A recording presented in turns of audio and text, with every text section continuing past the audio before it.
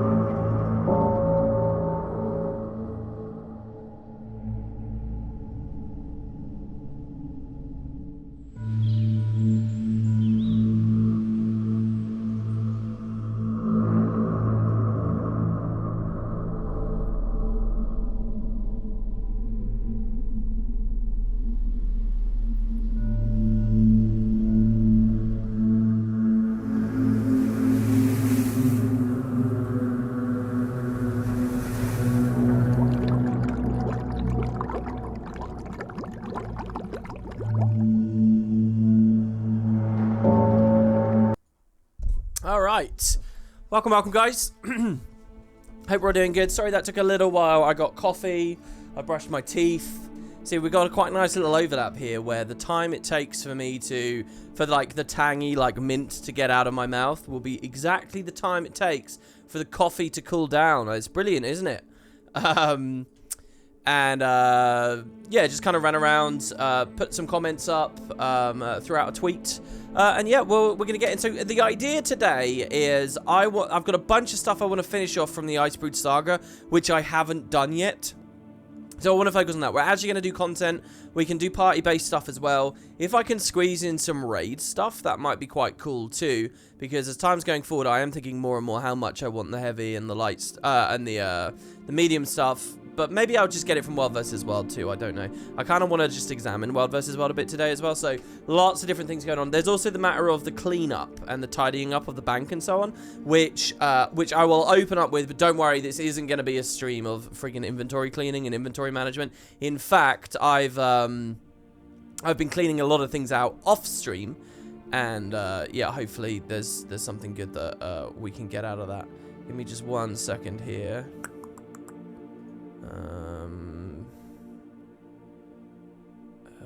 Let's see. So I am going to get something on the gem store. Ooh, believe it or not. Going to get something on the gem store. Let's see. I'm going to need about 430 more gems. Oh. For some reason, 3 doesn't work on my numpad. Whenever I enter numerics, I always want to use the numpad. Wait, did I not actually buy those? There you go, confirm trade. Oh, I'm an idiot. I think I've gone 100 over. No, I haven't gone 100 over. I know you guys can't see anything. We're just on the chatting screen. I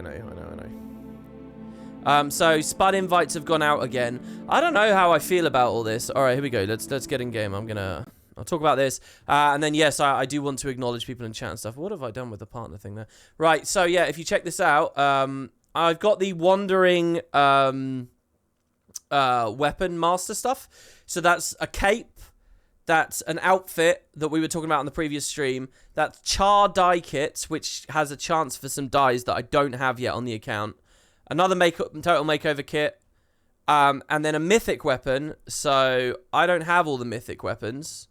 And it's been ages since I've collected one. I mean, ages. So usually when I'm starting to round out my skins, I go for skins that are basically Ellie skins. That's where I start off and I go from there. You'll notice a huge amount of these I don't have. So I have the staff. Shield is always good as well, right? The Mythic Shield. I don't know. This skin set's quite ugly, to be honest, this line. Once upon a time, when it was like an outlier, when it was like the special thing that was like really ludicrous. Greatsword's quite interesting. What am I getting next expansion? Hammer. I mean, hammer's alright. Let's see it stowed. Let's see it wielded. It's a nice long hammer, at least. I quite enjoy that. I think I'm just going to keep going with the regular caster stuff, though. So we'll get a scepter. Oh, or focus, actually. No, focus I already have. Yeah, I think I'm just going to grab a scepter here. Boom. Not going to deliberate too long. The other thing I need to do is a venom bite weapon. And I could do the same thing if I wanted. Does anyone have any advice for me on what to grab here? Because my instinct is to go focus. Because that was the category of skins that I was close to maxing out before. So, but it would be quite small. You think the longbow is amazing? The venom bite longbow? The pistol, if you're going to sell. Anything else if you're going to keep... Oh, these are on the TP, are they? Oh, you meant the mythic one. You typed mystic, but you mean mythic, didn't you? I quite like the torch, too. I feel like that's going to fit certain necro vibes quite well. Sword looks alright. They all have good trail effects, that green line that comes out the back of them. Also, we don't have audio on here. Let's do that. I figured something cool out with the audio in today's video, by the way. So, like, finally, I found a good way to compress audio. Hopefully, people don't whine about it. I'll have to watch the YouTube comments quite closely. But I've got a good thing where, like, you should get the full audio escape in that video. And including all combat sounds and stuff without it blowing your ears out. All of these are cool. Hey, come on. Anyone want to suggest a venom bite weapon?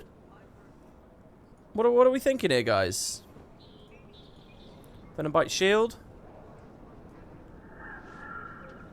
Fuck it, I'm going focus. I'm going focus. Too late. It's too late. It's over, guys. Okay, so... Oh, yeah, they are on the TP. 39 gold. Oh, wow. They're actually, like, sort of within reach, then. Let's just store in wardrobe. And it's gone. Okay, good. So, real quick here. Well, let's look at chat first. Let's look at chat. That's way too many people to say hello to. But, yeah, just hi, guys. Yeah, we're going to be playing the Icebreed Saga. I'll talk a little bit more about that in a second. Thank you for the subs, by the way. I saw a sub while we were on the intro screen. Mysonology? Thank you very much for that. That's really lovely of you. And Migus Z subbed too. Happy Lurker, 3 months now. Looking forward to your Endwalker streams and keep up the good work. Yeah, we're either 3 days away from Endwalker or a little bit more, but at a minimum, I could in theory beat 5.4 today. And then I could have done 5.55 tomorrow, the day after it's there. But instead we're doing Guild Wars, so it's very close. Endwalker is very close. And yeah, the music on the intro is very good. And Alien EXE, thank you for the sub. To those of you who have been, I really appreciate that. Ty, it's good to see you. You've just finished Drizzlewood Coast Part 1 and 2 story. So close and yet so plagued by laziness. Well, I'm going to be doing some of the story instances here today. We're going to be going through them. Especially in the context of all the discussion that we had just the other day. Yesterday about, like, the tone of the Icebreed Saga and all that kind of stuff. I think it would do well to have a refresher, not just for me, but for everyone, so we can sort of get into a sense of that. And besides, there are achievements and there is, like, Season of the Dragon stuff for me to replay there, so that is something I want to do.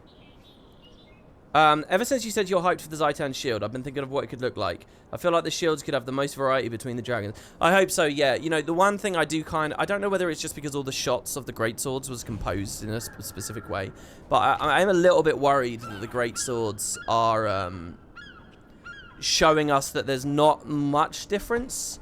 The more difference they can make between the sets, the better, right?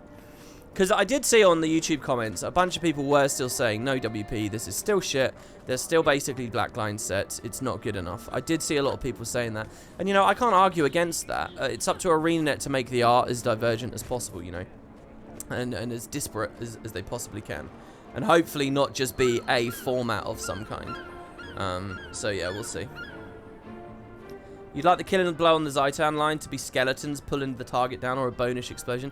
Yeah, and that's the other thing. How creative are they going to be? If they just, like, dump a bunch of random, like, rocks or something around, or lava rocks, or mossy rocks, or crystal rocks, that's going to be lame. I hope I hope there's actually, like, something special that happens, you know?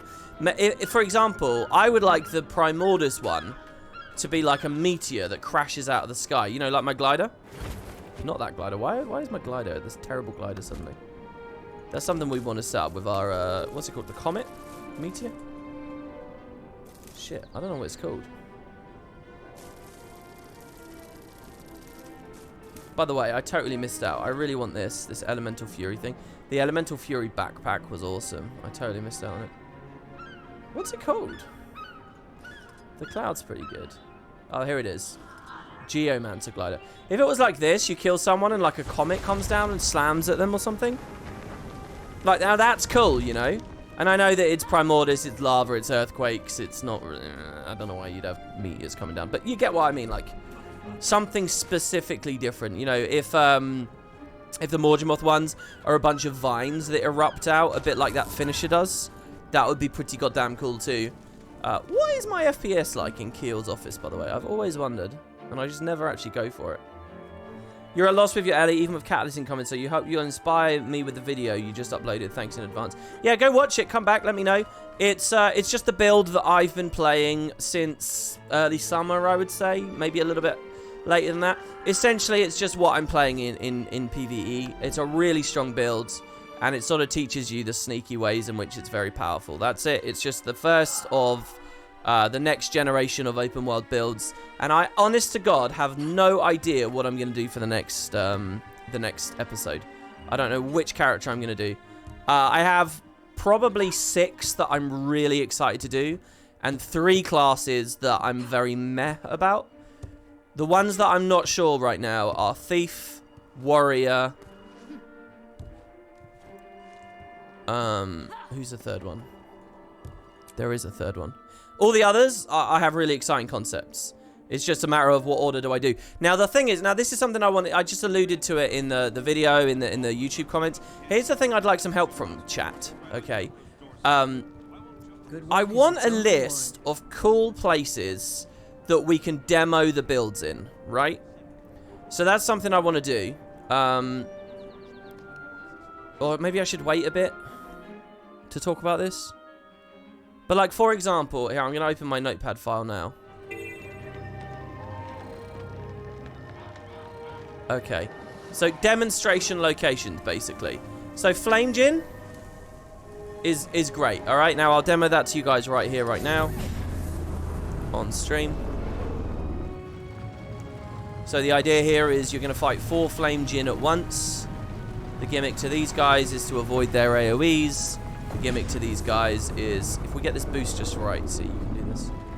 And then what you can do is you can Leap of Faith. And then, Sky Scale, I guess not. It was a theory. Okay, so basically the idea here is we fight these guys, right? So that's 1. And I have footage of me fighting these in the video. The footage you're literally about to watch right here on stream is going to look a million times better because I'm actually going to dodge roll. When I was shooting the footage for the video a second ago, I didn't do that. I also didn't preemptively put up my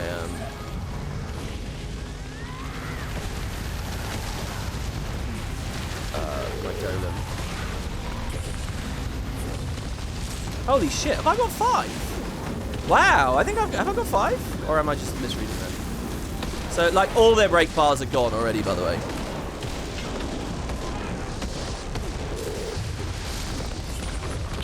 And again, I didn't actually use my heal skill there. Oh, his break bar was stuck. Did I just kill 5? Did I get 1 through the doorway there? Anyway, that's one of the places.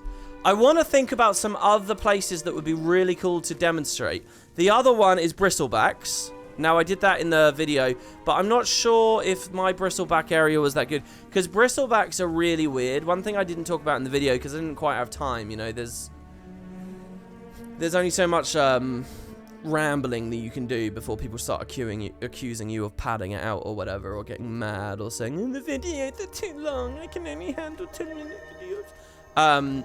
So I kind of cut all this. But basically, Bristlebacks are really weird in that they sometimes just stand there doing nothing for ages, and a couple of their abilities do very little. So like here, if I aggro this guy. Okay, here he's used, that's the danger ability, right? So that's the danger ability. Okay, and now that's gone. Now let's see what he does, right? He does that. Oh, and he's doing it again now. See, but they're unpredictable. They're not, they were very, very irregular with this kind of stuff earlier. So anyway, in today's footage, I showed off fighting all the Bristlebacks in this area at once, which I think was pretty good for a demonstration. But what else? What other enemies? I kind of want some Path of Fire enemies that aren't Flame Gin.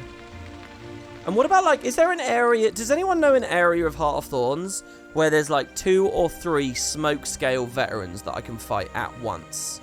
Does anyone know that? Now, there's this route here, this Pocket Raptor Road. Oh, wow, that's literally what Noct is saying in chat. Dude, yeah, absolutely. Where's the smoke scale area? So, I think this Pocket Raptor section is good.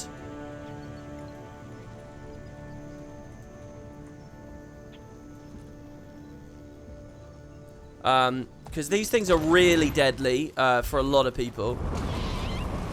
What you want, really, is you want to get 3 packs of Pocket Raptors all at once. And hey, a Stonehead at the same time is pretty good.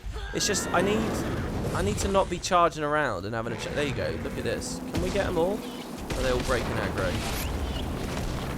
Like, I know for a fact a lot of new players especially are really going to struggle here.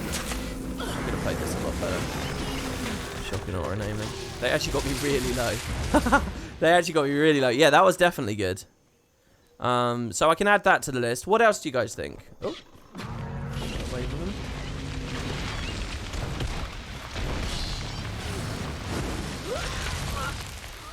You feel like pocket raptors die quicker than they used to? No, it's just the power creep of the game, isn't it, really? Anyway, hi, it's good to see you in chat, man. The waypoint to the west of Auric Basin where the golems are. Dude, that's where we are. Wait, you're saying there's smoke scales here? Oh, Noct is going to show us the smoke scales. WP, Path of Fire, the Choya Heart at the Desert Highlands, fighting harpies at the Choya Heart. Hey, those harpies are pretty scary, actually. Good point. Because the thing is, I kind of, I made that Ellie build video just this morning. I didn't spend, like, much prep time on it or whatever. So I feel like the demonstration section isn't that good. So shiny. To a cheeky knee. But I do like that I did, like, a Berserker comparison thing. Okay. Oh, no, apparently it is over here. Alright, so hold on. Where's his dot? Over there. Last gear standing. There's 3 smoke scales there, are they? They're below him. Alright, let's go have a look at that. You meant hero point, mistyped. So, on the previous 9 videos I did all hero points. And, like, the group hero points that you can fight and stuff. But I'm kind of bored of that now. I'm kind of done with that. I want to do, you know, a new selection of places, right? And that's kind of what I was thinking earlier. I was thinking I've done way too much of the Flame Djinn challenge. Okay, so 1 smoke scale. Are they 3 veterans or just 2 veterans? Oh, yeah, 3 veteran smoke scales. Oh, excellent. Holy shit, and they hit hard. Oh, this is definitely good.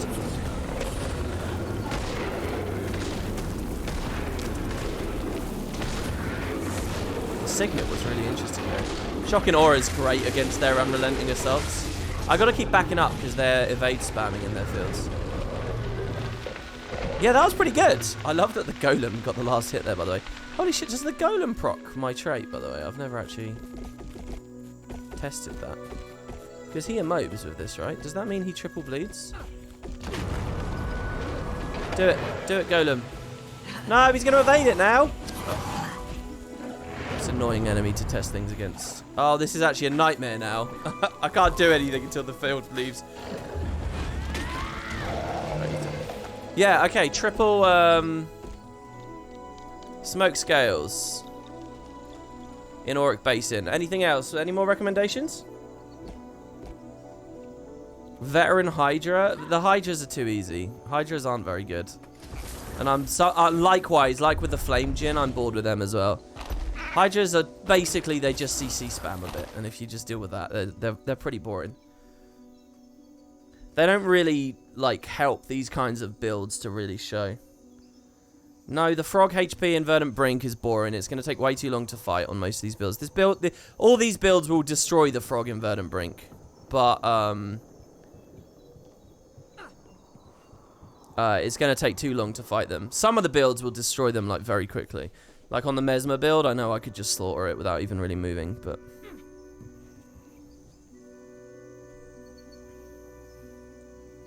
Mushroom Queen hero point is hard to solo. Okay, the other thing is I don't want anything too far away, because like I do know that here in Tangled Depths, there's the, this hero challenge, the Queen here. Or this one it is maybe? I don't know. What one of the ones. Wait, has Liz never got that? This one says repeat for a reward. And this one's filled in. Why is that one filled in? I know why this one is, because I did it today. Oh, summon not repeatable. Oh, I see. You have it. Yeah, I know I have it. Alright, the infinite icon means that you've got it for this, and obviously that one's filled in. Anyway, yeah, there's a really cool mushroom fight somewhere around here near Ratanovus, but it's a pain in the ass to get to. So it's not good, you know. It's like if you die once, you're spending revive orbs and stuff. I mean, in a lot of ways, this is the perfect fight that I would love to have all builds that show, okay, This is one of the true nightmares of PvE, to be honest. And if you had builds where you just showed clean them up, I mean, that's the other thing as well. The fucking waypoint's sometimes contested, so it's just annoying. It's this one here, by the way. This is what I'm trying to talk about. 3 veteran giants in POF where you went to grind giant slayer. They're too easy. They're boring. No way. It can't be where I grinded giant slayer. You recently played Nightfall. You forgot Zed was a hero in your party and gives centaurs some depth. I completely forgot because Guild Wars 2 makes them seem like mindless enemies to kill. Yeah, it's just one of those things where it's like there could have been cool stories to do with the centaurs. Just like and ArenaNet knows what appeared at the start of the Icebrood Saga trailer, right? What appeared right there? Centaurs. And they just ended up kind of like not being touched, not enough time. Isn't there a smoke or smog scale patrol? Dude, I love that you use smog scale. You realise smog scales only appear in Draconis Mons? That's so weird. That's unbelievable that someone's talking about smog scales in chat. Smog scales are only here. They're a weird special variety that's only here. You suggest CM Ryland in Snowland DRM, but it takes 50 minutes? Yeah, exactly. DRMs, right? Like challenge DRMs. You know what? If ArenaNet had confirmed DRMs were continuing to be a thing with story and End of Dragons, I would have loved it. If at any point they just fucking said that, I probably would have put this build series out earlier because I would have said, look, here's how you're going to solo DRMs. You can do the Icebrood Saga ones. I'm sure that it will be, the new expansions ones will be balanced somewhere similar or whatever. It would have been like a cool thing, you know, a cool thing for the videos. Whereas like, this might be a thing in the X-Pack. And it's good. They pressure you in a variety of ways, but... What's that abomination mob in Path of Fire that has all the retaliation? Oh, is that a fun thing to fight? Well, there might be fun. Yeah, maybe there's an awakened thing. Anyone got like a good awakened idea? Sorry if I'm missing messages here in chat. I'm trying to keep up. Oh my god, I was freezing cold a minute ago and it's got so hot in here. It's so fast. A tour of the Maw of Torment?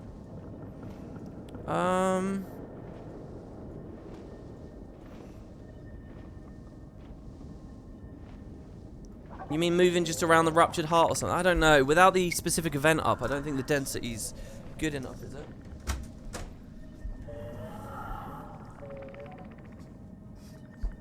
This game's map is so big. Yeah, oh, it's bloody huge, man. It is enormous. There's a lot going on in Guild Wars 2. Yeah, nothing's hard enough in POF outside of bounties. And bounties are, you know, it's like... They're a little bit too grindy. They're a little bit too long. In the hero point, in the heart, is annoying to get the channel off with the amount of mobs. Worth a look. Oh, okay. Okay, so we're saying... Go to the center of the Ruptured Heart and get the hero challenge, basically.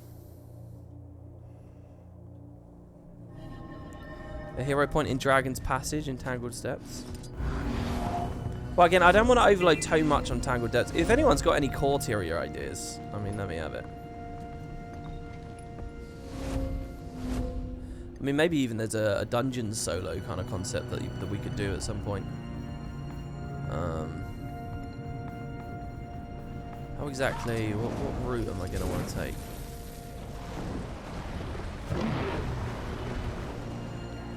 So, like, just around here, just charging straight on through. I need to change this raptor again. I don't know this raptor. So here, we're going to try and get that hero challenge, right?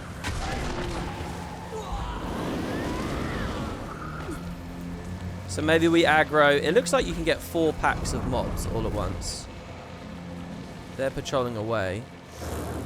As soon as my signet's in range, I'll grab them. The other ones are breaking already.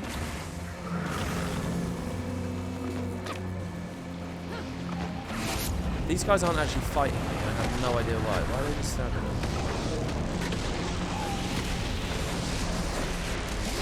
Oh my lord, the frame rate in this map is just awful. POF optimization. Did they break? They didn't break. They're shooting my air in them.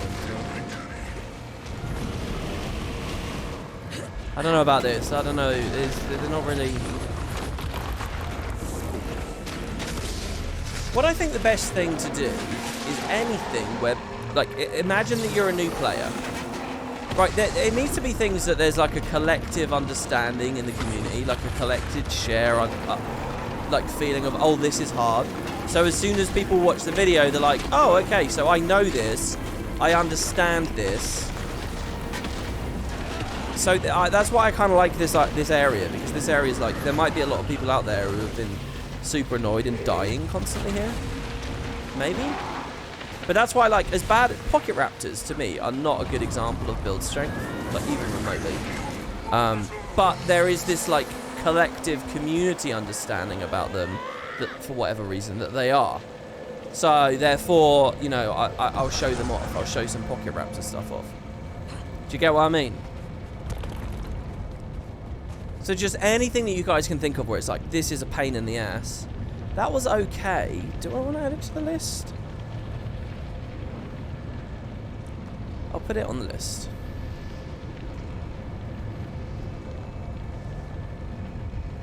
And for that reason, I think anything early in expansions is good too. Like, what's a place early in an expansion that someone might have been getting the crap kicked out of them? Like, I was thinking about this surfboard guy here, but again, that's why I think the Flame Djinn are good, because they're near the start of the expansion, you know. I almost think that moment there, me getting attacked while I'm on the world map, is better than anything else, because there I had a Gale Song proc. And there you can see how quickly we can kill all these things. Got another Gale Song. The Vampire Beast's hero point. Again, it's annoying to get to. That's exactly what I'm thinking of as well. Stuff like that. But it's a bit aggravating to get to. Multiple veteran awakened abominations at the Bone Palace. Are you just guessing that those exist? Are you suggesting they exist, or do they definitely exist? I'll have a look. Are you just guessing that there's a lot of mobs at the Bone Palace, though? Definitely the retail guys are annoying at the bridge to the awakened keep in corner. Well, that's a good idea as well. Season 4 might have some good stuff hidden in it. The big forge camp. See, now I did show that off on actually some of the elite spec betas for End of Dragons. I was using that location. Are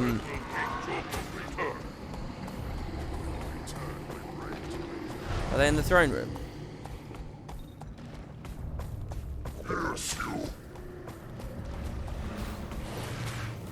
I don't see any of these. See, I didn't remember any enemies here. Oh, Thunderhead between metas. Yeah, that sounds okay too. He's soloing the avatar of Balthazar too much. People often come there and have to wait for help. That's a good idea, actually. That's kind of a fun one.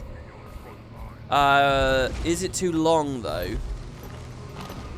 Okay. Hold on. We've got too many ideas on the go at the moment. Oh, he never actually met. Oh, there we go. We're in combat. Just heard that sound effect. I knew I was getting in fucking combat.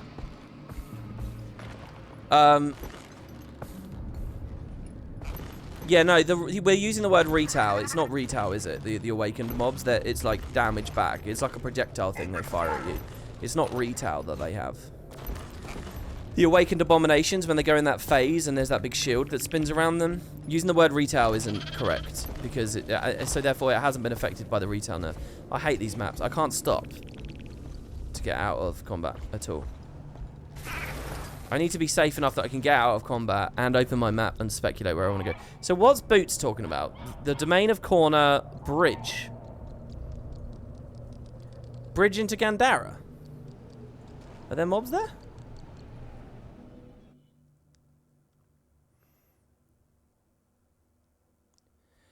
It hurts so much says that hero point is more about knowing how to avoid the flames than definitely last longer than the animation suggests.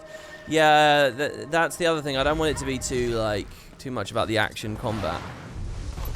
At the entrance, there's a champion retail event. Well, I'm a bit gun shy about events because you can instantly feel that this is a roller beetle map. I quite like that.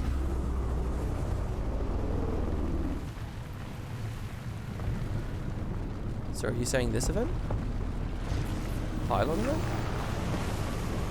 We're on a bridge, so I assume not. Let's go to the bridge.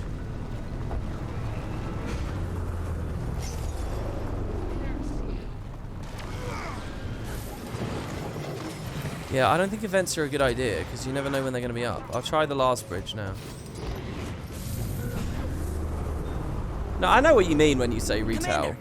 It's just then if someone pipes up and says, but retail's been changed, and then you have to have a whole conversation because the understanding isn't there.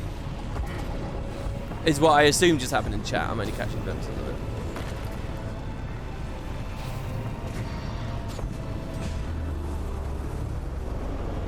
Ah, it's this guy. Yeah, but there's players here. It's not going to work. That's the other problem with events. Can't move players.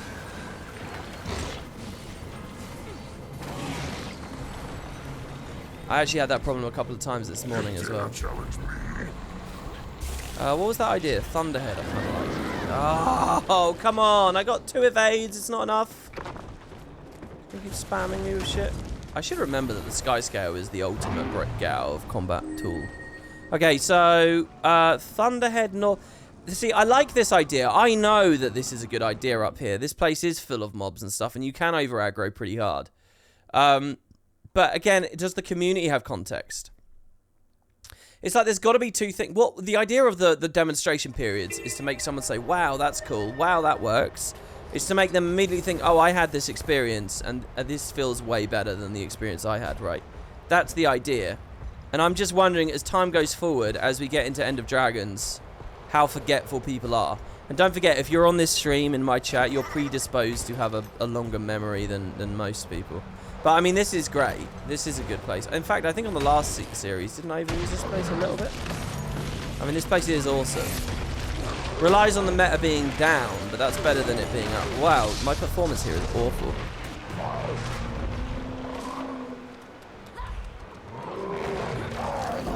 Why did that take so long to pass? Wow, my PC's actually exploding right now. I feel like this map isn't doing well with the director. Can you guys see that? Can you guys see the jankiness?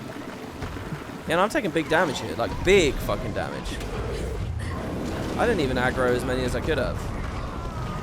Yeah, this is a good spot. This is definitely a good spot.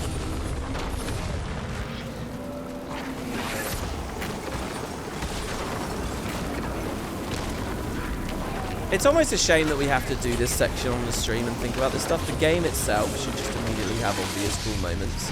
It's like, oh, here's where having a good build matters.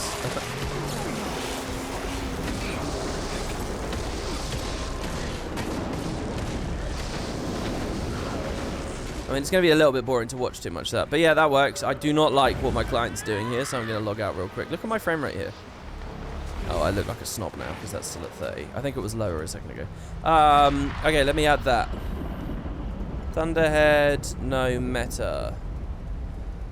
What was the other suggestion? Okay, this vampire beast thing, someone said. In Verdant Brink. What was the waypoint you liked the idea of? Please tell me that you're not just assuming the helicopters are always there. Oh, there you go. This is a much better optimized map. You remember back when Thunderhead Keep was considered one of the hardest missions in Guild Wars 1. Good times. Yeah, indeed. Paragon Grey. Hello. Just got it, but I generally test with Hydras. Yeah, Hydras are too easy. The middle waypoint, you can fly from there. Packed encampment. Fly from... Don't tell me to go down onto that helicopter, because that's not always there. Where would I fly from? I'd just climb and get up, would I? Now, you use the phrase very easy to get to. I'm already cynical. Because it's fucking high, isn't it? You're talking about this, isn't it? Isn't it in the...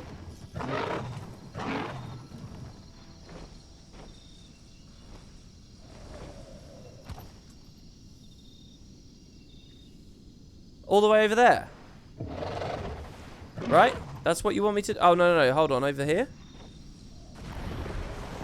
Okay, if it's just that, I agree. It's... Oh, no. It's not bad, actually. It's not bad. I take back my cynicism. I think you're alright with that, actually. It's a bit annoying.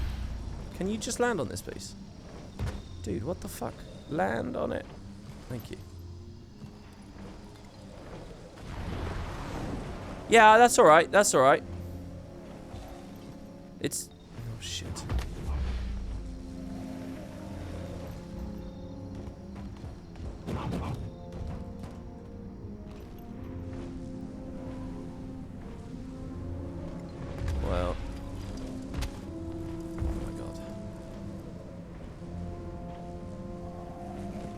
Oh, see, there's players standing here because they don't know how to fight it.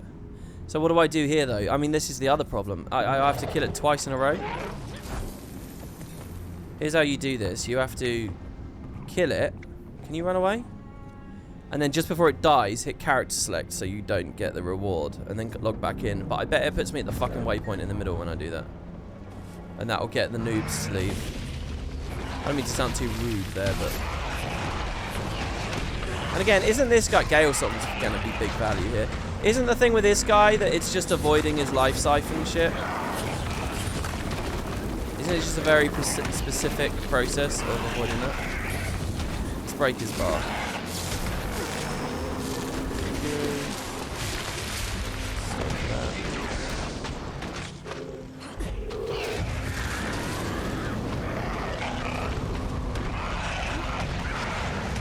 Everyone lots of might. It worries me that they're both minion monsters. You know, I wonder if a build video I should make is just how to be a non-bad minion monster, because everyone clearly loves the idea of being a minion monster. Wait, where are they? Are they dead?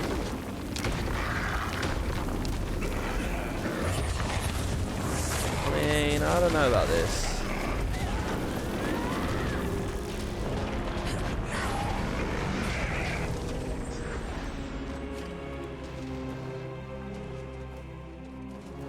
Wow, it's triggered now. I don't know about that one. Bit of an annoying climb.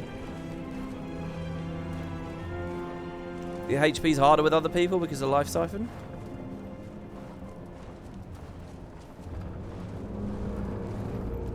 Someone says that was easier than I remember. Well, that's the kind of message that I like, because clearly it's you don't realize the difference between having a good build and a bad build. Yeah, I don't know. I just the whole fucking thing be obsessed with Verdant Brink and hero points in this one expansion. So is there nothing else? I'm not sure. Some of the Svanna ambushes in Bitterfrost Cave Story Step are a bit big. I think it's too... I don't know. Maybe I'm asking for the impossible here. I'm asking for something that I haven't considered, yet is well known as a pain in the arse. I think the problem with Living World is that stuff's too buried. I would love it if there was something in Ore as well, you know. Oh, there might be. What about the Risen Knight in Ore?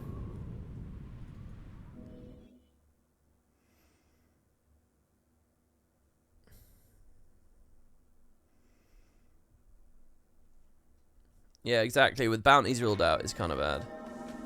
I don't know. It's not a big deal. It's just something on my mind, and I thought, hey, I can ask chat about it. And if you guys have ideas. The Risen Knight is scary, but I'll tell you what, it's not just the Risen Knight. It's this corridor here with these guys. These guys are scary. How many players have been in there? Dungeon and fractals are kind of an idea. I don't know whether I want to give the impression that I'm just trying to make dungeon fractal solo builds. It's a nice consequence that these builds will be able to do a lot of that stuff. But, yeah, in here, the Risen Eye. Isn't there an eye that's fucking crazy? Maybe we have to do the event up top. Any kind of event chain is going to be annoying. Oh, here you go. Champion Worshipper. What do you got for me? This guy's usually a pain in the arse, isn't he? People come here because there's a map completion location.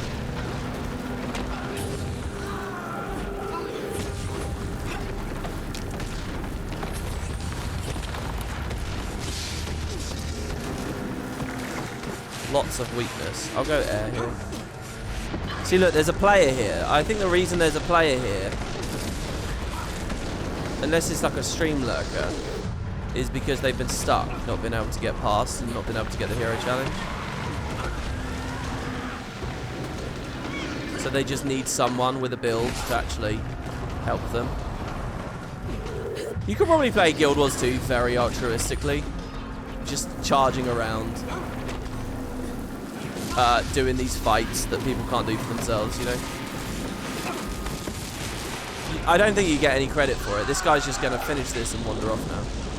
He's a firebrand. What are you doing here? I would have assumed it was a cool god. Go on. Collect your thing. There you go. Yeah, there you go.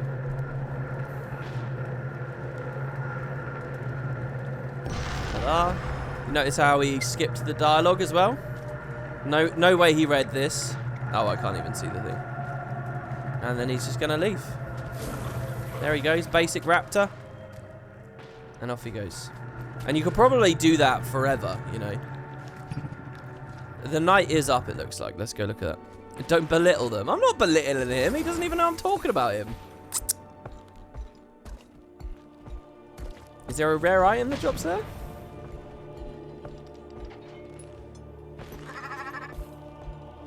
Here we go. Now this guy's a real bit. Oh, wait. He's flying off. Doesn't he stealth or something? Or does he bug? No? There's a dead player here as well. Gonna fight me now? Yeah. Alright, he's pretty fucking rough.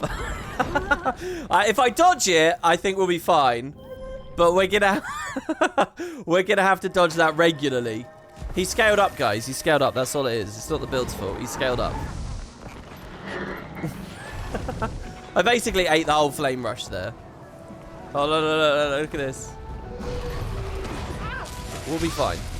Ready? I won't die again now. Guild Wars 2 God in action. Ready? He left my aftershock. That makes me very sad. See, look. It's not too bad. You just avoid those insane fire fields. Break bar goes down.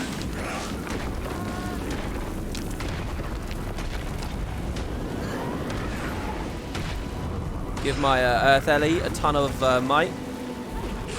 Oh, what a champ. The Earth Ellie can survive that. Holy crap. Alright, there you go. He's died. But still, that was pretty nice. He actually survived that for a good while.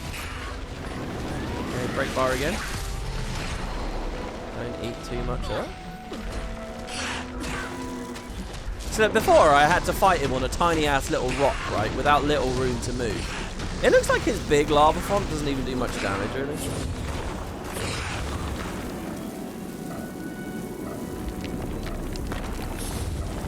Come on.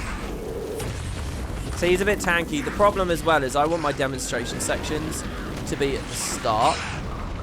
So if things are too tanky, it's kind of, I don't know.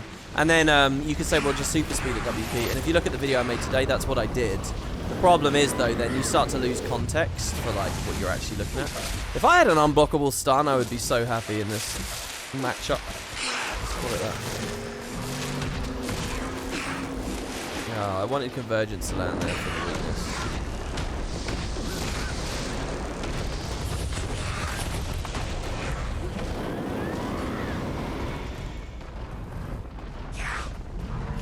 Probably dead to the bones.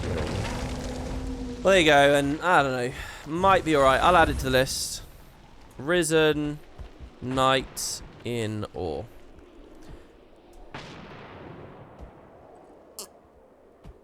Background footage, picture-in-picture on the build panel. Yeah, I mean, that's a good idea too. I do agree with that. With how today's video ended up coming out, I was referring a lot with my mouse around though, so it didn't quite, I don't know. Because I did it the whole time thinking I would have that. I would have a background footage and just cut out the traits panel. But I was so often saying, okay, this affects this skill. And then drawing back to the rest of my UI. Or like fighting enemies to demonstrate stuff. That then it wouldn't have worked so well, I think. So, I don't know. What are you tracking, by the way? Looking for spots to test builds? Spots to demonstrate the power of builds. Spots that people will say, oh, I struggled with this. Let's see how it goes. Let me rephrase it then. Let me just ask you guys, what's a place you've really struggled in game and you've thought, if I was a new player, I would love to see a decent build tackle this, right? Any prominent thoughts you've had on stuff like that? And then I can go through and decide if it's too much of a pain in the ass to see. The Blood Witch in Keswick's Hill. There you go. See, look, we're getting stuff. That might be a good place to demo then. Mushroom Queen, we discussed earlier. The champion Risen Captain is usually up at Century Waypoint in Straits of Devastation. Also, the champion Archmage at the entrance of the Cursed Shore. An Archmage at the entrance. Oh, yeah! That is a good fight. The Archmage is a good fight. I think a lot of people don't know it, though, because there's no map completion log behind it. I used that in the last series.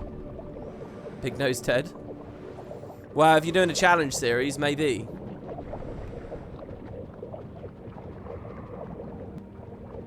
I mean, this is low level. Does this even exist anymore?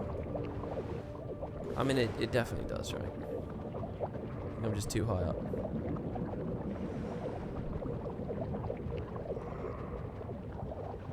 Try the Toxic Spider Champion. What, here in Kessex?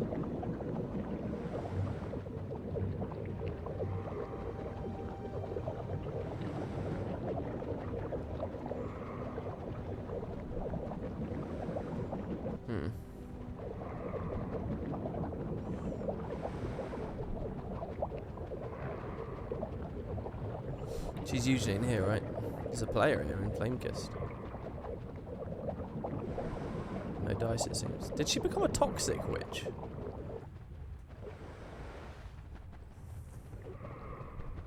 Underwater hummingbird is weird. Yeah, it definitely is. That's why I quite like it. But you know what? It's funny because they do create bubbles. Oh, maybe they don't. Maybe they don't. Never mind.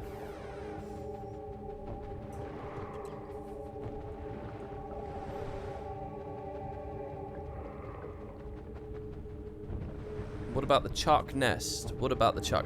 I demonstrated a Chuck thing on today's video. I used that again. The Spider and the Alchemist are good. I don't know if they're that good. I'm a little bit leery at level sub 80 stuff. Because there's the whole thing about the numbers, you know. I can just imagine someone being subtly or like quietly disinterested because they see tiny numbers and they don't realize it's the scaling. Like, I shot all of today's video basically at Mount Maelstrom, a little bit in Timberline, and it was kind of a similar thing, you know. So here we have Champion Temve the Arrogant.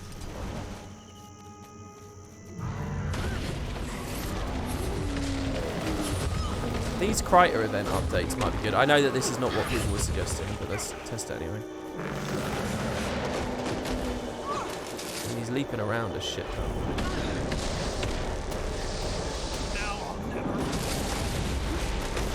I mean, this is just going to be tedious, isn't it? This is just going to be tedious. Plus the players here again.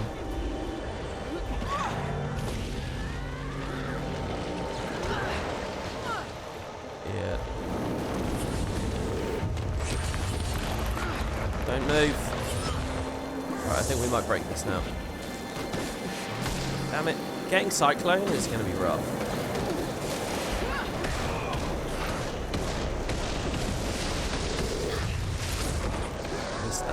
It was actually really important to land in the context of trying to get the break bar down. I should wear the, I should eat the food that gives me a chill on crit. That would have helped enormously.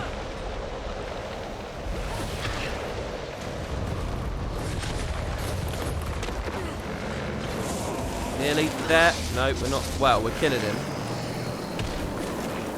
Can't I, like, bug him into a wall? Isn't that a thing that you can do? Can I just do this? Oh no, well, sort of.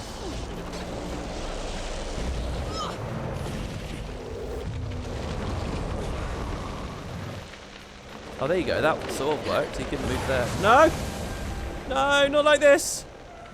Not like this! Okay, let me up. God for the fire, Ellie. Oh, there you go, he is stuck. He's totally stuck. Never mind. I mean, look, this is just boring. This is what Kessex is going to be like, right? This guy moves a lot, but we don't take any damage. Or if we do, we come back in an instant.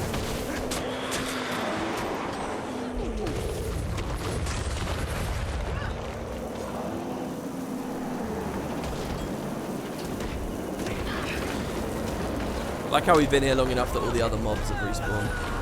Movement spam and blind spam. Rough. Oh, then we get the Executioner. Let's see how he is to fight. This is a legendary mob. This isn't even a champ. Oh, shit. Well, what the fuck was I supposed to do there? I could have resustained. Hold on, what was I supposed to do there? Hit the special action quicker? I tried, but I fat-fingered and opened the World versus World panel. Let's revive orb and try that again. He just stun-locked me and did all my health. No! Brilliant. I was too slow with the special action.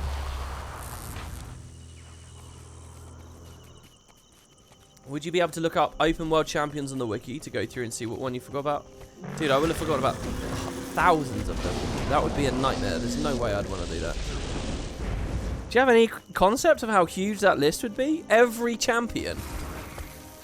I'll tell you what, and the way that the wiki formats it, it would just be an immense block of like 5 columns that you just scroll and scroll and scroll down. Res him, lol. Dude, no. There's a waypoint right there. No! That's a nice sky scale right there, by the way. Do you know what I really like about Guild Wars? It's the clean, realistic, down-to-earth fashion that we can all enjoy.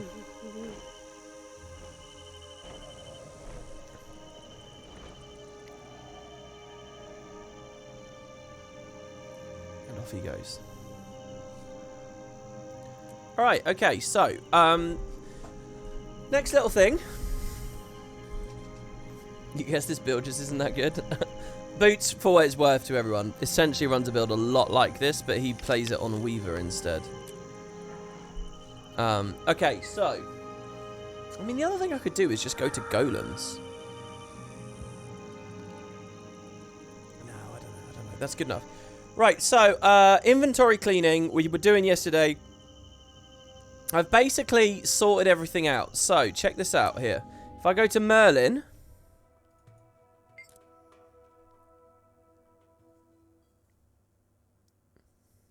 Yeah, that's a Celestial build, it is. Yeah, I have a video on YouTube right now that shows that build off.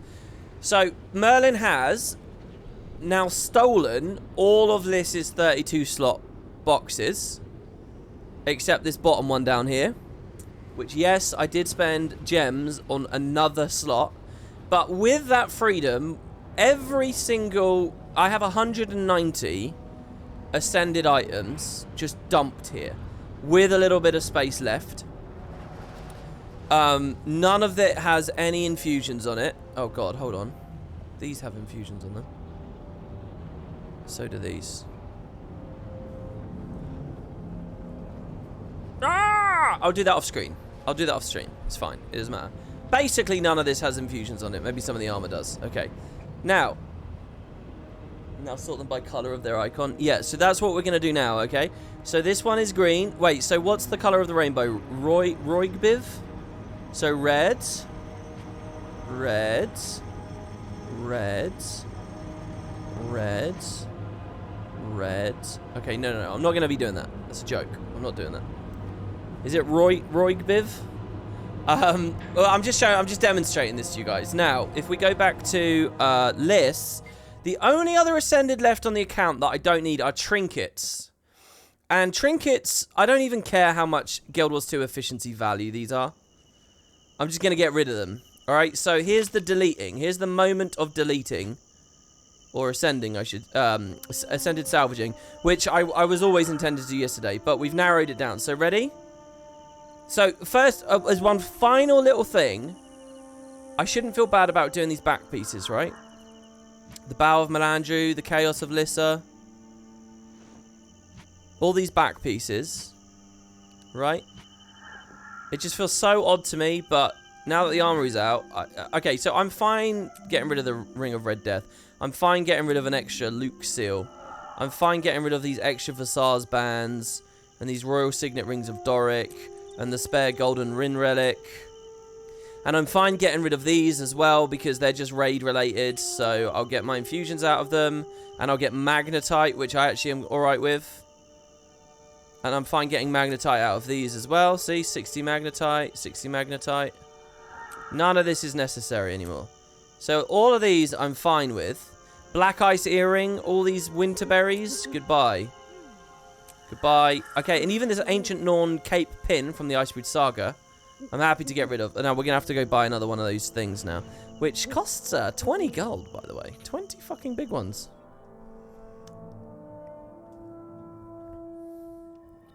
Yeah, any raid ascended stuff exactly is probably a good idea to salvage. Does magic find affect the salvage results? I don't think so. Not 100% sure, but I don't think so. That's a good point. You get a lot of kits if you do fractals. So let me just type the word kit in here and see if I have any sitting around. I don't. Here we go. So yeah, 20.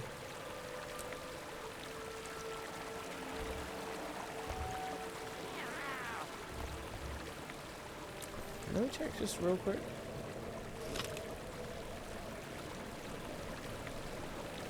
No.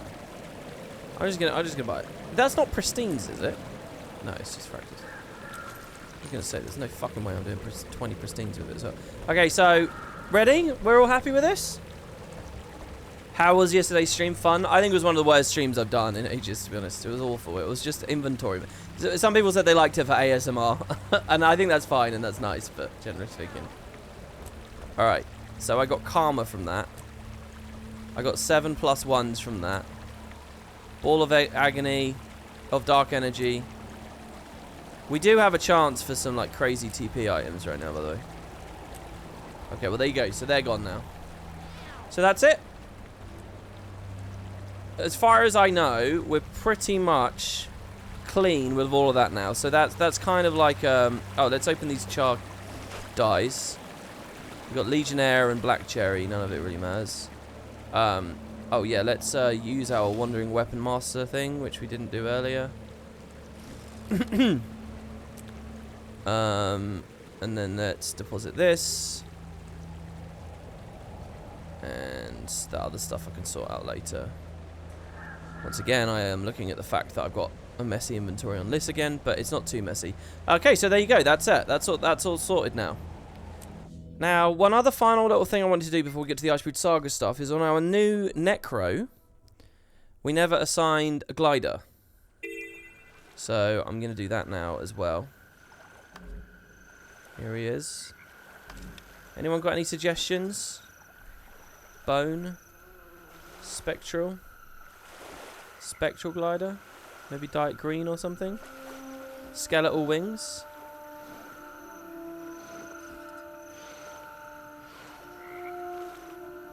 So many gliders I don't have suddenly. Fox Spirits, Sylph Winds, Shrine Guardian, Giant Shuriken, Eternal Mandela, Shimmering Aurora, Arc Demon. Now that's cool, the Arc Demon. When did that come in? I like those. This is exactly what I was talking about with the gem store thing before, by the way. When you just look at how much stuff they are actually still making and putting in, but it's all gem store, you know. When it's a subscription fee, all this stuff isn't being implemented this way. It's being implemented as content and as blah, blah, blah. I like how the skeletal hands continue to appear there. Anyway, yeah, anyone got any idea? Necrotic glider, my thoughts on it? Yeah, we can do necrotic. That works pretty well, I think.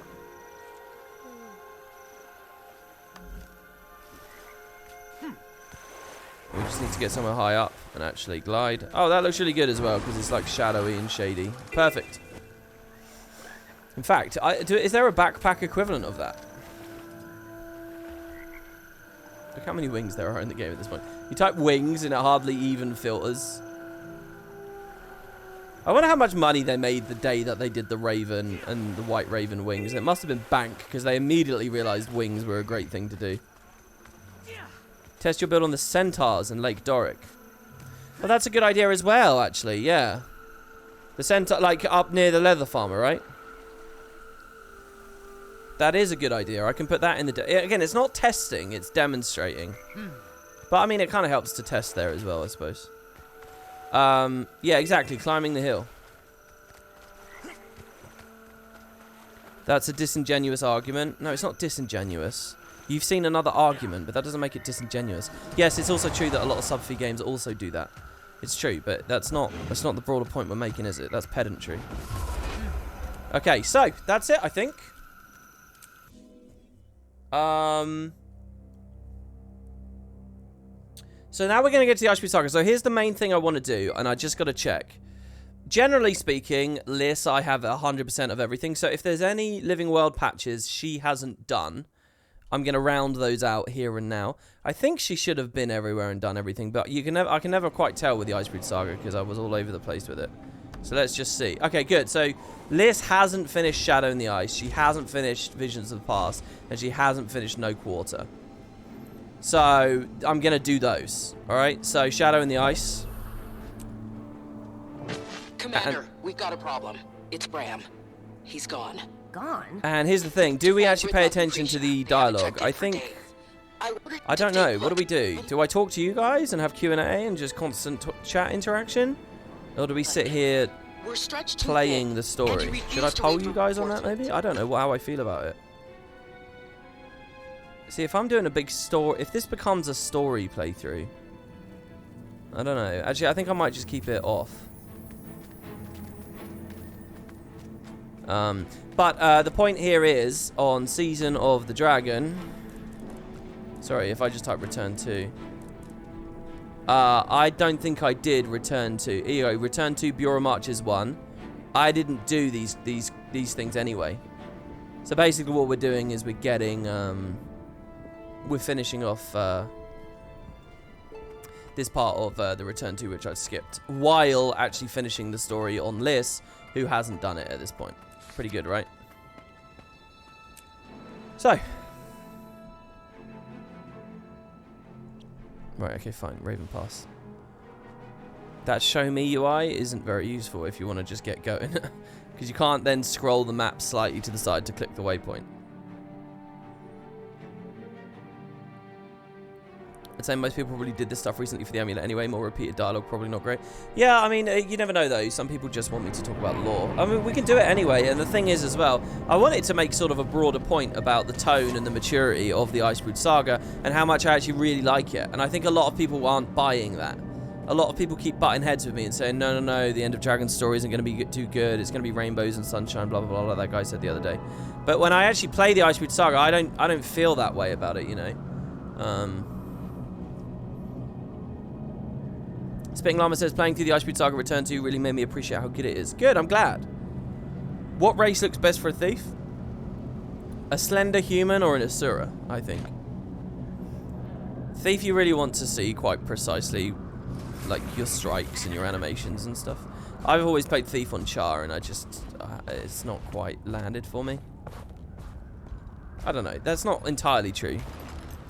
The professions at this point have so many elite specs and stuff, covering such a broad range of experiences that there is no de facto answer to questions like that anymore. So I wouldn't mind if there were some Icebreed Saga places that demonstrate builds too. You looked away, no in-game dialogue? Yeah, I think no in-game dialogue, unless people really, really, really want it.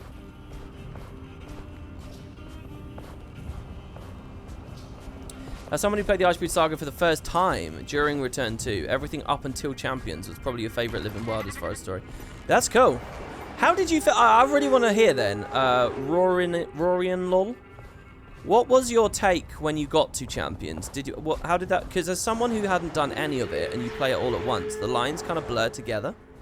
Did Prime Orders feel abrupt? Did it feel dissatisfying? Because I've always wondered, maybe it feels great if you're just like playing it all in a row, like real fast. Maybe it sort of works, you know. Champions felt like a jumbled mess. Oh, did it? Okay. Is that you being influenced a lot by people like me, though, that have talked shit about it? Or is that your honest to God's opinion and first, like, thought of it? Danica Gradek says, I agree with you, WP. Icebreed Saga is actually great in a lot of ways. I'm glad you feel that way. Because I think it was. It just wasn't expansion level. Christ. I'll tell you what, you look at these builds and then you get into like a story instance like this and you just see how... Look, I pressed one button there. Well, I think I pressed two. I think I overload fired and filled the burn, and that was the fight.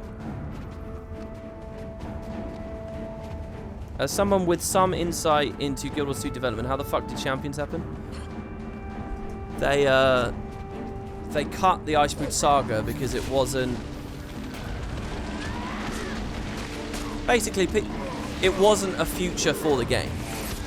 People people didn't buy the idea of Guild Wars 2 forever being those kinds of living world episodes. They wanted something bigger, meatier, with more budget. They wanted expansions. They've always been asking for expansions. Always, they've been asking. Living World worked as a bridge between expansions. It didn't work as anything else.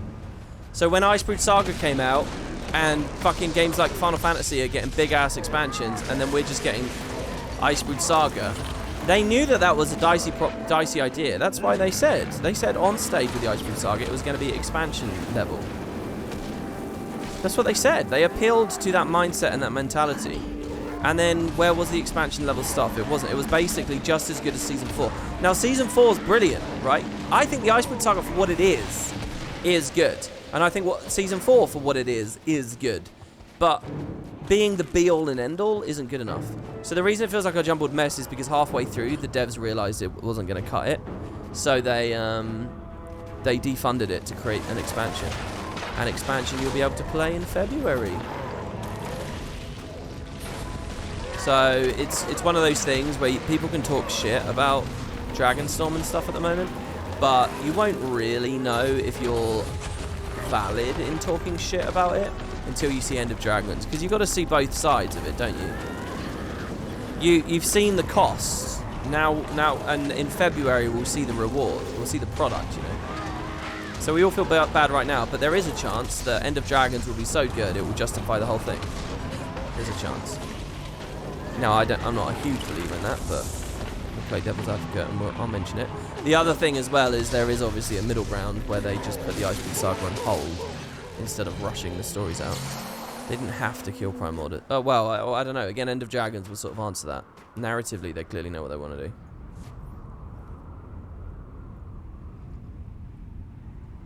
Champions felt extremely rushed. Dragonstorm was great, but the DRMs just felt like a cheap way to skip to the end of the story. So was it interesting to you that Primordus wasn't in the plot at all? And then throughout Champions he was introduced and killed. Was that interesting to you at all? There were like hints about Primordus. Like on this map there were scales. Sorry, no, on Drizzlewood there were scales. Right? Wasn't that it? The scales of Jormag, and it was like, oh, these probably got knocked off with the ancient battle with Primordus. There was basically nothing Primordus.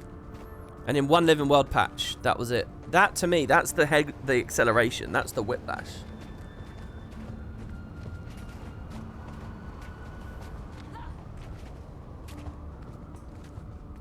He was launching assaults on the maps? When? In Champions? And he was in it a little bit in Season 3. Don't let me forget that, by the way. He was in it a little bit in Season 3.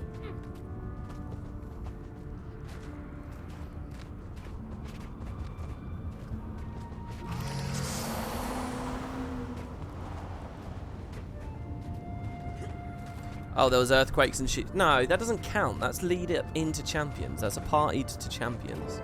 That only happened after the thing was gutted and Champions came in. That was just prep for Champions. That doesn't count.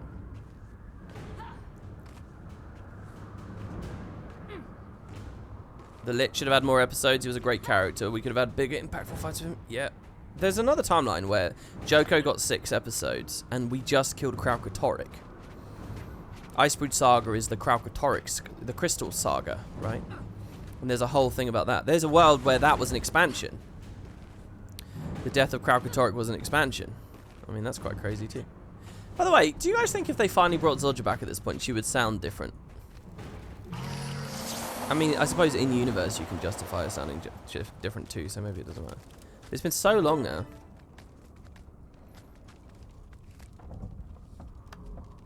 But I talked him down. That's why we need to find him. He listens to me. Krisha, Ritlock, what happened? They thought we were with Bangar. Weren't about to start killing Coden, so we came peacefully. She'll be voiced by Matt Mercer. That's hilarious. Welcome, Dragon Slayer. I am Cloudseeker, Claw of Still Waters speaking. Come, let us talk privately. Be real nice to wrap up the day outside this cage, Commander.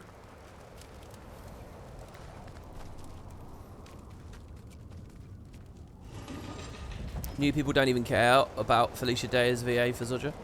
What, you mean she has less renown or whatever now than she did back Yet there? our friends. They can be trusted. Their voices are their own. Yes. They've been tracking an army through these mountains.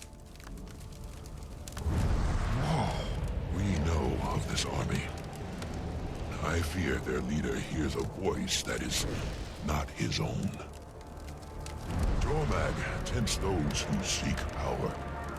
Whispers guide them to Jakar.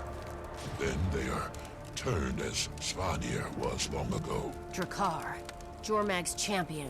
More than a champion. A mouthpiece. The Elder Dragon cannot whisper beyond its lair without it. So, take out your car, stop the whispers. Maybe Bangar and Ryland come to their senses too.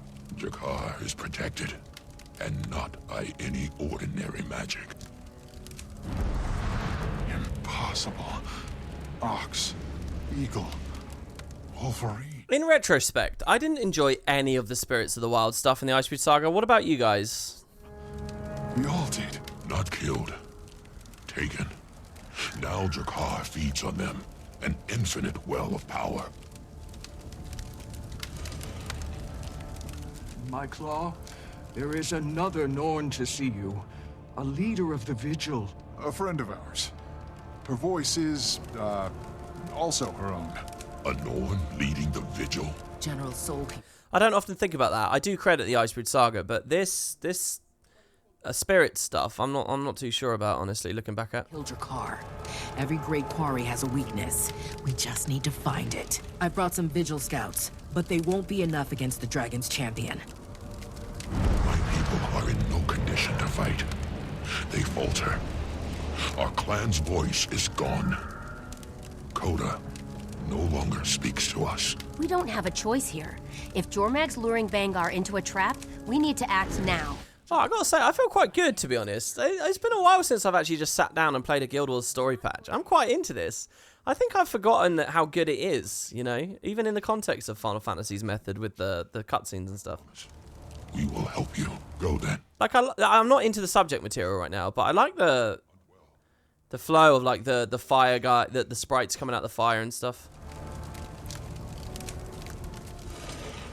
I feel like I should get rid of this aura infusion This is bigger too. than our cub. He's grown. You need to focus. What I need is to get out of this damn cage. Redlock's not too bad here, by the way, as well. I've been pretty miserly about Redlock, but I'm quite enjoying this. Freedom. Hey, Snowface, give me back my stuff. We'll try to pick up Bangar's trail. If it looks like he's diverting back to this lake, let me know. This could get a lot worse. Worse? Let me tell you about worse. Worse is Bangar getting away. Worse is This my game son needs, I'll being tell you what, this corrupted game by an needs elder. so badly. It needs that Final Fantasy feature where I can, like, camera lock. I would love to be able to camera lock onto these guys, see their animations and stuff. It's such a, like, song and dance. It's such a nightmare trying to, like, get characters in frame and see stuff. Can't they just put a mode in, like an idle cam mode, where it just flicks the camera directly onto the person speaking? Because I can't first person, because then when Liz speaks, I need to zoom out and spin it around. There needs to be like a cinematic, like an on-the-fly ad hoc way of like shuffling the camera around and all this. Because they put the work in, they've got the lip sync, they've got the animations going, they've got the characters moving, but they don't move the camera around, and it's just kind of annoying, you know? They don't even have the keybinds where I can like tilt up and down the camera and stuff, like raise and lift it off the floor. I'd have to like play with the options on and stuff. I bet that's probably a really good low-hanging fruit thing they could do to improve the story delivery in this game. It's just, do you guys think I'm talking crazy? It's just so good. And this game, it's like, it's hard to like be cinematic and be into the characters and look at their armor and look at their faces and look at the way they move and stuff. Because while you're in game, and I mean, that's me as well. Let's be real. What most of you fuckers are playing like, all right? You're doing this. This is how you're playing. Let's do some story steps like this, shall we? Let's see how immersed we are in this scenario.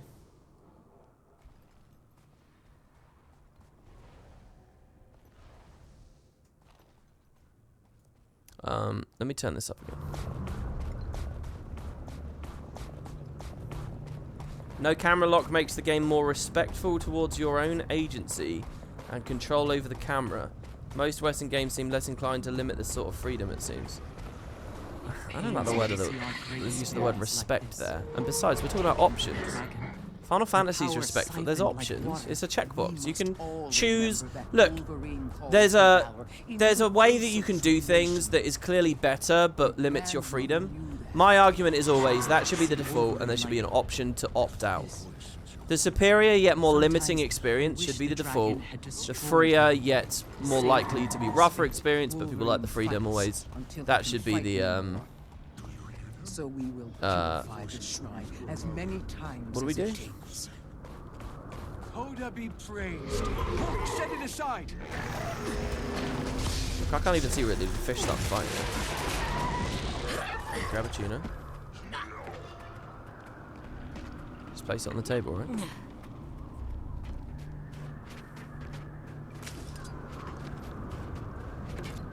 Yeah, I really don't buy the argument that they need to be respectful of your agency during story exposition. I think it's just worse. This game's just worse because it doesn't have the technology for that stuff. I don't know. Maybe there's another argument to be out there. The only thing that sucks about the Icebreed Saga is the weak-ass Spirits of the Wild Masteries. I mean, yeah, the Masteries suck, but the Season 4 Masteries suck too, didn't they? In fact, what even were the Season 4 Masteries? Oh, well, mind you, the mounts were good. Sky Scale and Roller Beetle. Crystal Champion sucks, though. A couple of new abilities for the mounts themselves. I mean, it's a nice concept. To be honest, actually, the POF Masteries aren't that bad. I should do that tier list. Coda be praised. Hurry, set it aside. This isn't right. I'm not doing the right thing, am I? Oh, maybe I am, actually. Do they want me to beat this event to ding this area?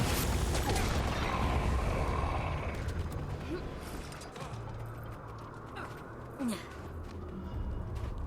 think the mount masteries are good? No, you think the mounts are good. Let's be clear, there's a difference between the mastery system and the thing that the mastery system unlocks. The mastery system is a progression system. The mastery system is enjoyment of progression and like giving you choice and like stuff like that, but it doesn't it's not good. The mastery system isn't good, the mounts are. It's just that they have this like unlock process. The way I believe the mastery system should look, is there any way I can demonstrate it in game? Have they ever built any UI that ever would look like how it needs to look? I'll do it with my inventory. It needs to be a tree, okay? So let's say this is what the Raptor Mastery should be, okay? I think I'm genuinely getting worse with that. I'm getting more annoyed as time goes on. These fucking little things getting attacked just because I dare to stand still or look at something. Okay. Right. So this is Unlock Raptor, right? This represents Unlock Raptor. And now, so what is it that we got second? Let's have a quick look, shall we? So this is Raven. No, okay, so Ravenous Strike. Tailspin now deals greatly increased damage to foes, okay? This is Tailspin, right? But Tailspin shouldn't be here. Tailspin should be here. And next to it should be something else, right? Like, your Raptor now walks faster. So I choose, it's a tree, okay? And I'm choosing, where do I spend my XP? Where do I spend my points? And now here, you've got Roundup, right? Tailspin now pulls in foes. Is probably above this, right? Or maybe even go here, right? And there's a mastery here. And they can be really ticky-tacky little things, but the point is, it's an RPG. It's a progression system. It's something fun to think about. And then you got like your capstone piece, Ravenous Discipline or whatever's at the top. And that's how the mastery system works. Then, when you have Living World, right, and they randomly dump in Raven attunement, it's not a line. You actually get some choices to make. Without any decision points, it's nothing. But if you give people some choices, it's there. Now, the reason the mastery system vaguely works at expansion launches is because the lines themselves count as the tree, right? So you've got gliding or Itzel, but even still, it's just like 3 parallel pillars, right? Or 4 parallel pillars. This is what Heart of Thorns looks like. This is what the Heart of Thorns tree looks like. because the tree is what line do you pick first. In Living World, you don't get that because they only drop one in at once, right? And it just doesn't work. So this UI needs to look like my inventory grid. It needs to be a tree. And then the mastery system works. And again, it doesn't actually matter what is being unlocked. That's almost a separate thing. But the mastery system itself currently does basically nothing. It's bereft of all joy and all intrigue and all interest. It's just like the most over-designed, filtered out, terrified little thing that basically may as well not be in the game. It's not a good feature. And it's salvageable, by the way, but I don't... ArenaNet don't talk about the mastery system. I don't... maybe they love it. I mean, I'm not joking. It really is that thing of like, oh, it's so exciting to log in and at one point during the patch, click my XP bar and click spend. That's what it amounts to. That's what the mastery system amounts to during the world. At some point during the patch, my UI will look like this. I'll have a full XP bar down there, and I'm going to click it and say yes. That's it. And a tiny little bit of map completion objectives. It's not real. It's not... Commander, it's not a valid part of the game. He ran out of the village. Just bolted out across the lake. I think Garm can take care of himself. Maybe. I'm going after him. Bram, do not go out onto the lake. That's an order. I'll let you know what I find. Damn it! Lol, you only pursued the Icebreaker Saga Mastery, so you get the higher number. Yeah, I mean, that's a nice part of it as well. I think the number next to your name actually is somewhat vaguely meaningful. But yeah, I generally feel the same. You couldn't even tell what the Icebreaker Saga Masteries are. There's a Jackal Sand Portal equivalent, or New Hawk Wallow equivalent, which is opening up the Raven Gates. And then there's like all these power things that drop on the floor based on which of the three fallen and the spirits of the wild you're fighting. And they give you a ton of buffs. But I mean, look, just to really drive home, like, look at this tooltip. Wait, which tooltip am I talking about? Like, quite often they're offering like 3 or 4 things all at once. And it's like, Jesus Christ. Like, look at this. This skill, Shattered Psyche. Shattered Psyche, it could have been a tree, right? And this upgrade means that Shattered Psyche now floats. This next upgrade means that Shattered Psyche now applies Fury. This next upgrade means that Shattered Psyche now applies Bleed. And you know, the more you work, the more empowered Shattered Psyche gets. Instead, they just like bum it all on you. Like, well, they do it all in a long line here, right? I mean, that's literally what we can see. So if I have the choice of like which thing I want to go for first, second, third, like now you're starting to deal with something. But if it's just... Also, isn't there something about quickness and stuff that you get on pickup? Where does that come in? Hoda be praised. Hurry, set it aside. Maybe that was... Is that Raven achievement? I can't remember where that other one is. Christ, Dragon Slayer is mental as well.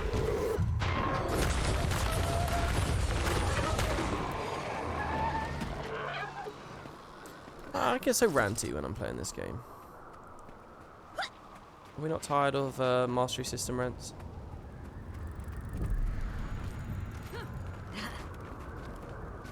It should also be character based. If it's supposed to be extended leveling, I agree. But you know I agree, Cineclass. You know, you're just trying to bait me there. Make it take less XP. I mean, and these are not impossible things for them to do. This stuff should have been done with Heart of Thorns. I wish I was a fly on the wall when Heart of Thorns has been made and they were figuring out the mastery system. Because the way they described it was so cool, and then the way that they'd actually made it, it was like, how can you miss the forest for the trees to such a degree? All the mastery system's problems come down to ArenaNet's fear of creating good grind. Not all of them, but yeah, I agree, a good chunk of them.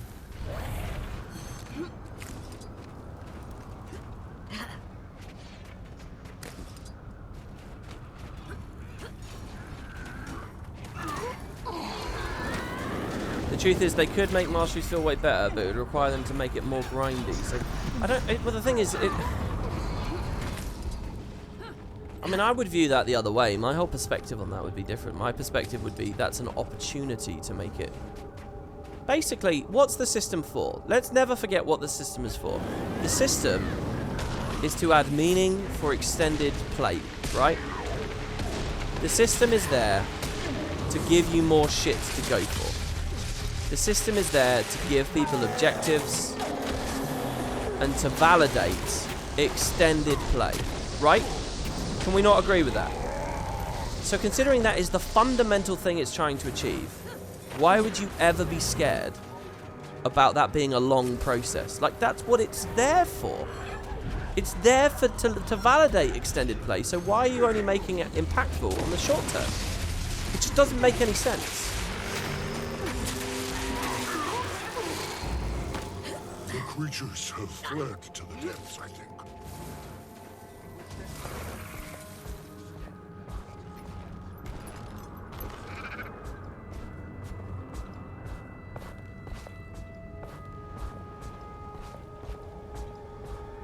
DRMs was sort of a grind, but it was at least somewhat interesting when your allied factions got upgraded skills, made them less tedious. I can't say I really have many memories already of a lot of that. It was only last year.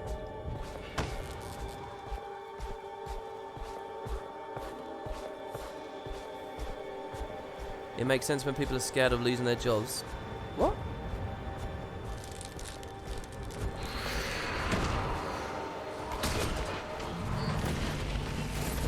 Do you think they'll do some strikes that have more encounters than just a boss fight? But they already have. Some of the strikes have like little platforming sections at the start. Isn't that fun? I think in general they should. I think in general their strikes will be Final Fantasy trials. They'll just be a boss fight in an arena and that's it. And I think that's fine, right? Isn't it? Haven't other games proven that that's a fine format? I think one of the problems with raids is that they are filled with stuff raiders don't want, like story sections and unskippable dialogue and jumping puzzle sections and shit like that. Now, when like the jumping is integrated into the fight, fine, but like if you look at if strikes are there to to cater to a certain community, then then they should avoid that. They should just do bosses. You find Garm? Garm and something else. We might have a way to stop your car. We're listening.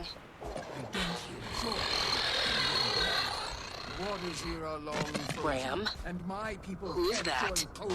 You should just come to me. Northwest corner of the lake. Old shrine. Can't miss it. That's right near Drakkar. Yeah. By its voice. We should bring backup. And are lost. Just in case. No, if Bram is... Unless I purge We the can't shrines risk of more people. Jormung's presence. Just you and me, Javi. I'll meet you there. Be ready. Then we must perform the rites. Destroy the Ice Brood, take their hearts, and bring them to the center. Yes, I'm from... ArenaNet can't do FF trials? Why is that? Look, this game will struggle in terms of combat tuning and, you know, build-craft interactions and stuff. I'm not saying it will be exactly as perfect, and definitely not instantly. That's not a fundamental problem you're talking about. You're wrong to say they can't.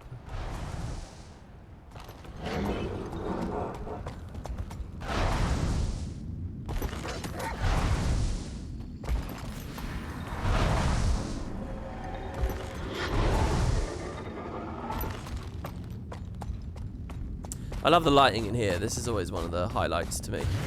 This is a lot like, you know, in End of Dragon stream when we went under the Jade.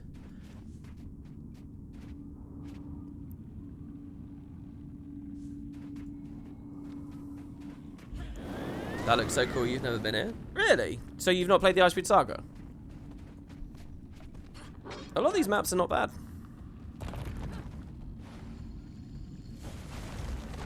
That's twice you've disappeared on us.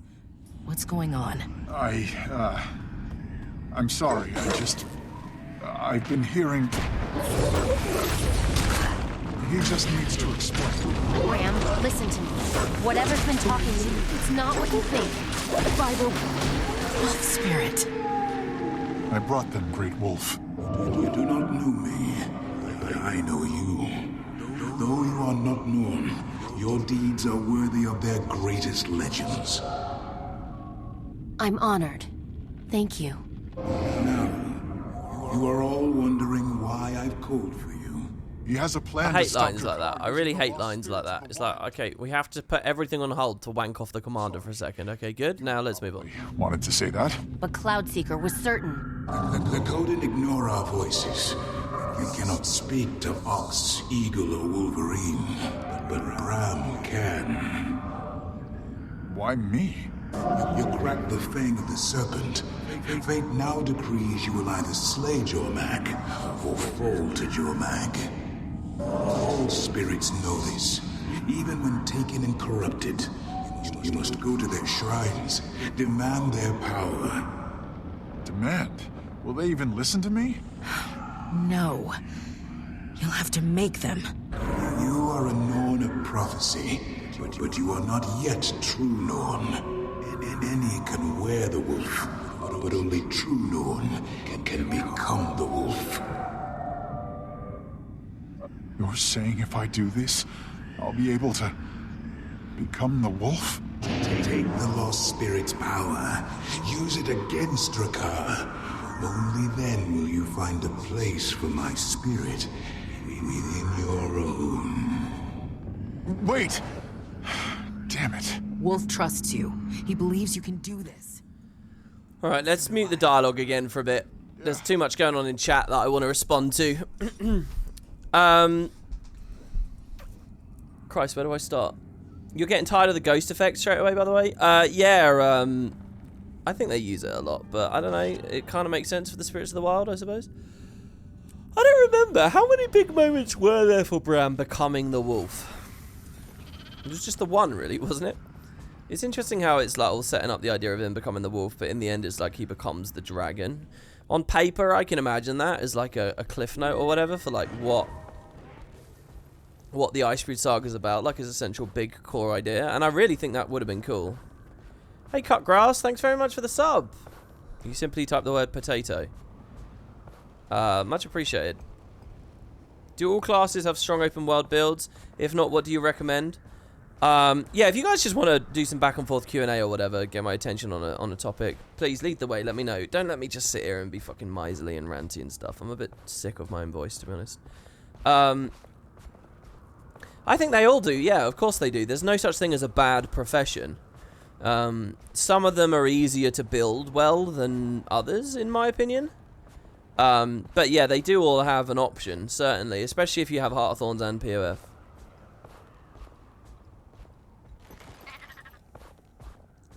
It was a big moment for him to become the wolf to save us in this episode. Yeah, we'll see that. But I mean, beyond that, I can't really remember.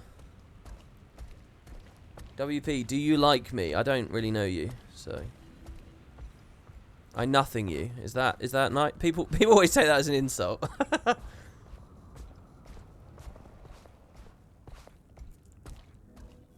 You feel like the moment when we transformed to more Bangar was nifty. Yeah. That was the thing that was sticking out in my mind. All right, what do we do with Ox here, real quick? Use the Ox Priest Talisman to drag offerings to the shrine. We need to transform, right, at the vendor.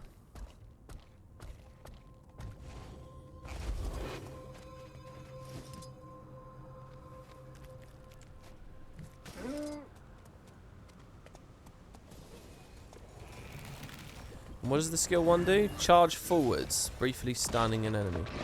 Am I not allowed to jump? I need an enemy targeted, okay.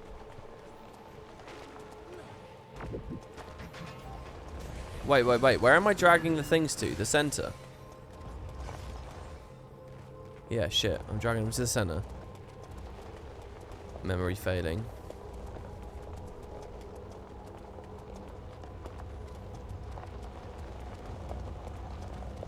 This is what they use in the Xingji docks for the event they showed off. Yeah, kind of. Yeah, it's like all your mounts will be able to do this in End of Dragons. I really liked the look of that event. I thought that was awesome. Oh, it was really interesting.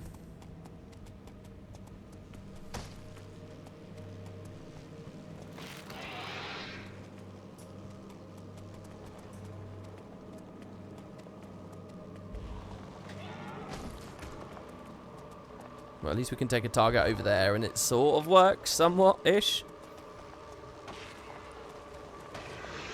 Oh, come on. Don't you fucking kill me. Ugh. Oh, we can just retransform and keep it moving.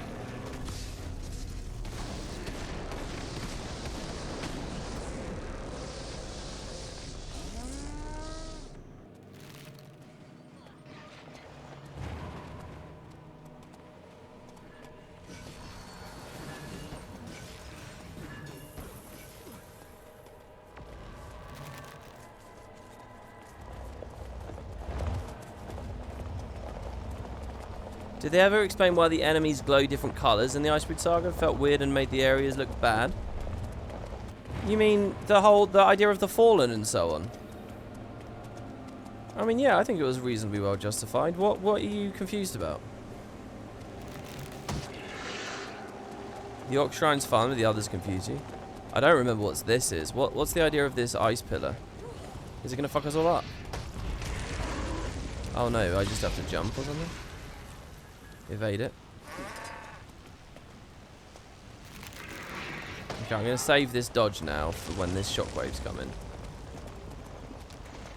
So I can dodge through that. We done yet? Jesus, no.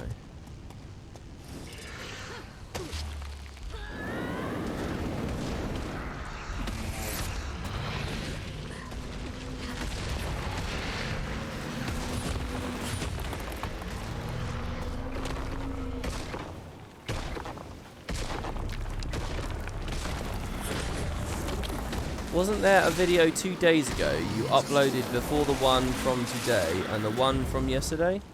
YouTube notified me, but nothing there. Yeah, I did a video that was literally just saying, hi guys, it's been like 2 weeks since there's been a YouTube video. I'm live on Twitch today if you want to come say hi. That was all it was. It was just like a 1 minute little announcement video. That was all really.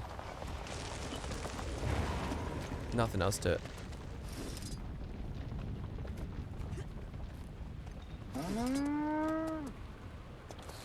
Would shared fate system help public events on Guild Wars 2 instead of the karma drop? I don't know what that means. You'd have to explain more. What is shared fate system? Is that some Final Fantasy thing that I don't know about? There we go. Finally, we're done.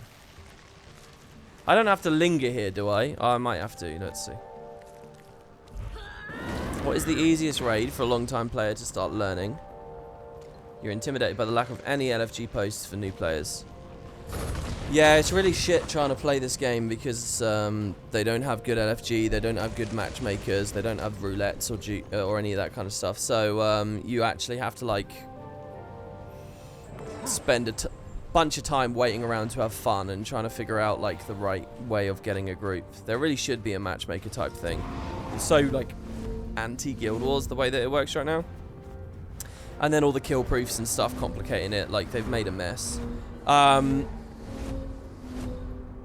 If you're going to learn any one raid, like the easiest raid to start off learning, it's tricky to answer because there are some definitely easier raids, like the newer wings, you might say straight away. But then at the same time, power creep has massively invalidated earlier ones. And general community understanding of earlier ones also they're very much solved science. So I'd say basically any of them, just don't do the underworld, I think, as your first raid. Isn't that fair? I need to remember how this works. Bring offerings untainted by toxic spores.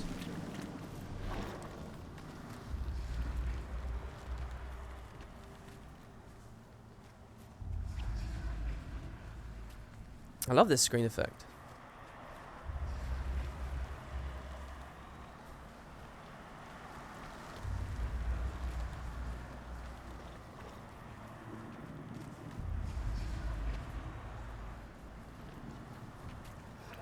You think Wing 6 is bad for new players as well? I mean, yeah, that's my instinct. My instinct is that some of those newer ones...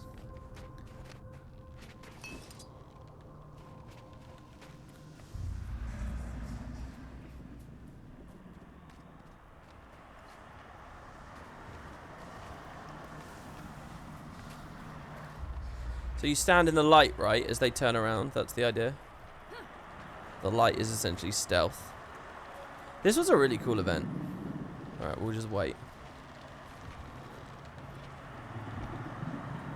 That face when Wing 1 is almost 6 years old. Yeah, exactly right.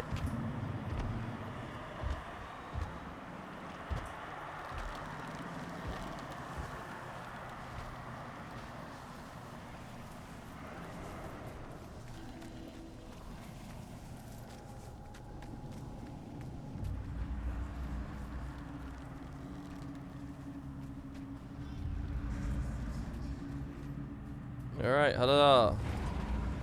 The offering is accepted. This is going to take forever. Doesn't this thing scale? Does this let us leave? How do we get out instantly? What do they want me to do? Bouncing mushroom out? Nice, I like that touch of the bouncing mushroom. Have I seen Destiny's raid design? No, but I did see Bungie had a trailer, right? Their like 20-year anniversary trailer or something. And in Destiny, they're adding a bunch of Halo weapons, right? The Magnum, the Energy Sword and stuff is all coming to Destiny. I thought that was quite interesting. Oh, fuck off. Okay. I think we're alright, yeah? And that had me curious about it. It really did. I was wondering what exactly it's like in that game, because it looked cool, and the comments seemed really thrilled and interested. But that ice wall looks really good too. Just constantly thinking about Jade when I see those. But I've never really played the game. I played like a beta, one of the Destiny betas a long time ago. I'm kind of interested in the game because I think it does overlap with MMOs in a lot of ways. And the whole sunsetting of content thing is really, you know, that's a big... Am I on a timer? I'm not on one, right?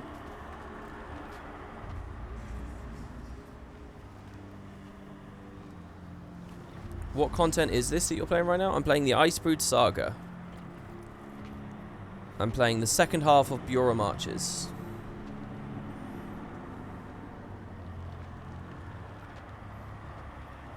That game is completely balked because they're sunsetting the content. Well, I mean, you say that, but a part of me also thinks, look, a lot of presumably intelligent people know very well what they're doing, and they're happy to sunset it because people will still come in and play anyway. I mean, I don't know. It is very, very interesting to me, the idea that maybe it's totally valid to jump in super late in the day and still play it well. Because if that wasn't valid... Oh, shit. No, we're alright, we're alright. This is actually okay. Because I had to let him pass anyway. I'm only a few seconds behind where I otherwise would have been. So I don't need that. Okay. Yeah, this is a great event. The fact the path is randomizing and stuff is awesome. How many more do I need? The thing is, I feel like I should be done now. Not have to do another 2, potentially 3 more. Do people just not know that they stopped sunsetting stuff? Oh, they don't do it anymore. Or do they do it? It looks like people are contradicting each other in chat. What's the idea? I heard that the reason they do it is because there's only so much space on the hard drive on the Xbox or whatever. So, and I don't know whether I really buy that. That sounds like nonsense to me. It sounds like there's a bigger fear of missing out specifically designed for situation they're going for there. What determines when these walls come up and down? Because that's clearly... What if I turn around now, though, and it toggles?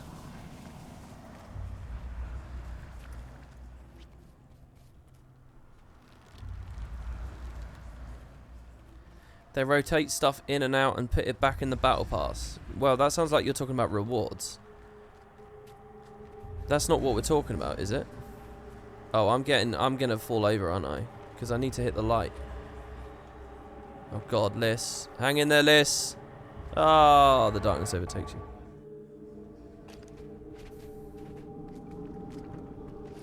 Well, okay, fine. Maybe... So they do it with rewards as well. I mean, that's...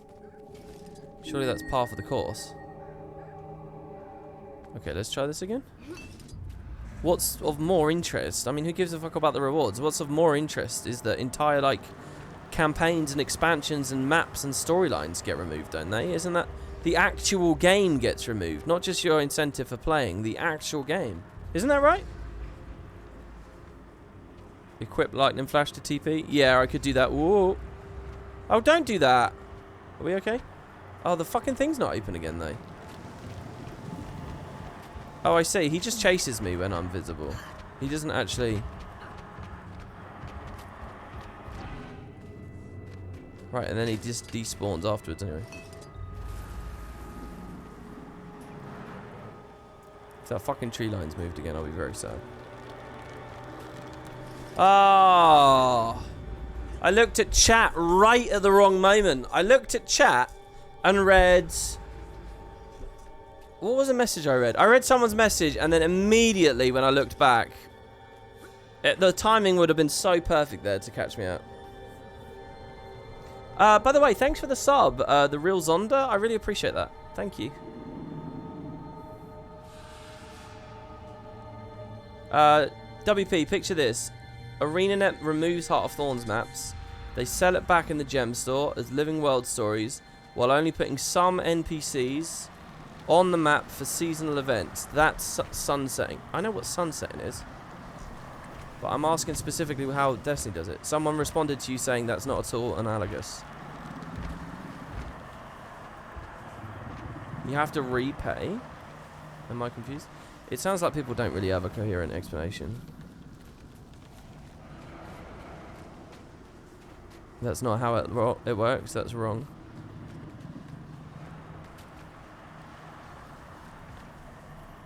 Well, does anyone want to give me a paragraph of how it does work?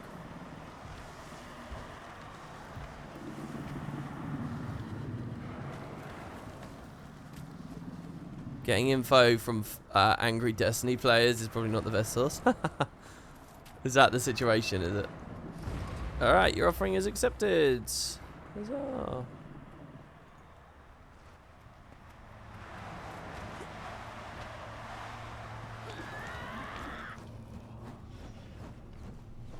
Well, look, I don't know what's worse. People trying to answer and getting it wrong, or other people saying that's wrong and not clarifying. I mean, Jesus Christ. You're not much better, to be honest. If you're just... I mean, what's the answer? You're confident enough to declare someone else is wrong, but not confident enough to actually, you know, support any discussion. What's the story? You've got 1,000 plus hours in Destiny 2. The way it works is they remove old campaigns and story missions, destinations, and they keep some of the content from that expansion, like a single dungeon or a strike. Okay. So, in that world, if I were to start playing Destiny, would I just be completely lost as a new player? I mean, surely the answer to that is no. Dude, fuck off. Surely I wouldn't be completely lost, because surely... like, any business has to keep attracting new customers. Right? So how does that work? What is it pure just fear of missing out that they're going for? What's the win that they have? Is it really just a hard drive thing? Like, what's the story? What's their victory? I really think I should lightning flash past this guy here. I'm gonna do it.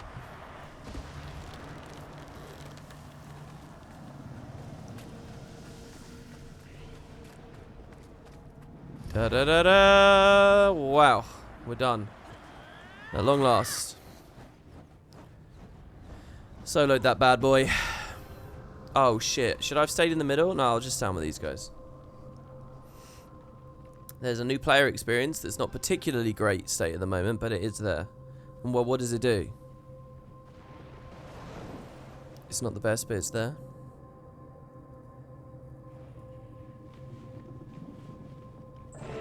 I should have stuck in the middle.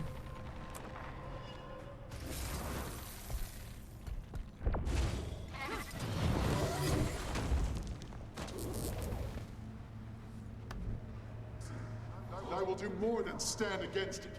I'll slay it. Yet you struggle to stand before even me. I can see your spirit, your valor, what little you possess.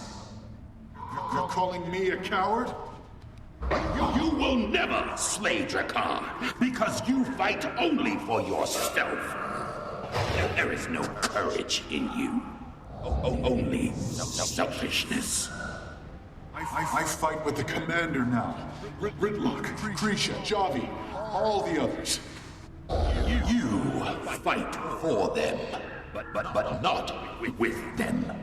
You wish to fulfill prophecy to impress, to prove out of fear. No, what? You're right. I do want... I don't understand. Someone here in the chat says, the win is that they can bring things into the game that are from Destiny 1 and redo old content. Like if Guild Wars 2 removed Living World Season 2 and added stuff from Guild Wars 1.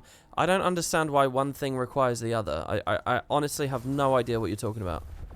Why would ArenaNet have to remove Season 2 to implement shit from Guild Wars 1? What is the...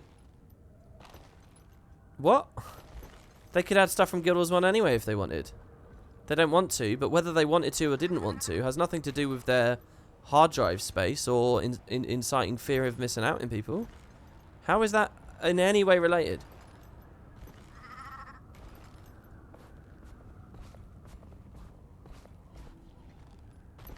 Bungie is just greedy and throws money at them.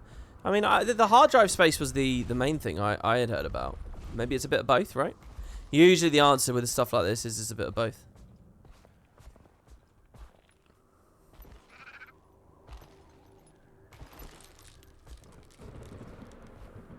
What's the excuse for sunsetting? Just to free up more space? Yeah, I don't know. Is there an argument against that? Because they are console, right? I mean, I don't know. Maybe you give people the choice, right? I mean, I don't know whether I totally buy that. Why aren't I allowed to choose which campaigns I have installed? Isn't that nonsense? Shouldn't I just be able to say, hey, I only have X hard drive space, but I want to... I mean, I feel like I'm missing a lot of discussion from you guys. The assumption then is that... Is Destiny so multiplayer reliant that you literally can't access that content without other people? Is it like if Guild... If the... Oh, shit, we don't have thing on. Is it like if the only content in Guild Wars was meta events? In that world, it's like, well, you're not going to get 150 people doing fucking Fields of Ruin in 2021. Sorry. So we're just removing it. And we're saving everyone's hard drive space at the time. And we're inciting a bit of fear of missing out. That I can understand. Is Destiny unplayable without a group? I mean, these are the real stories, aren't they? And I don't know. None of you guys are even remotely going anywhere near any of that conversation. What the fuck am I doing here?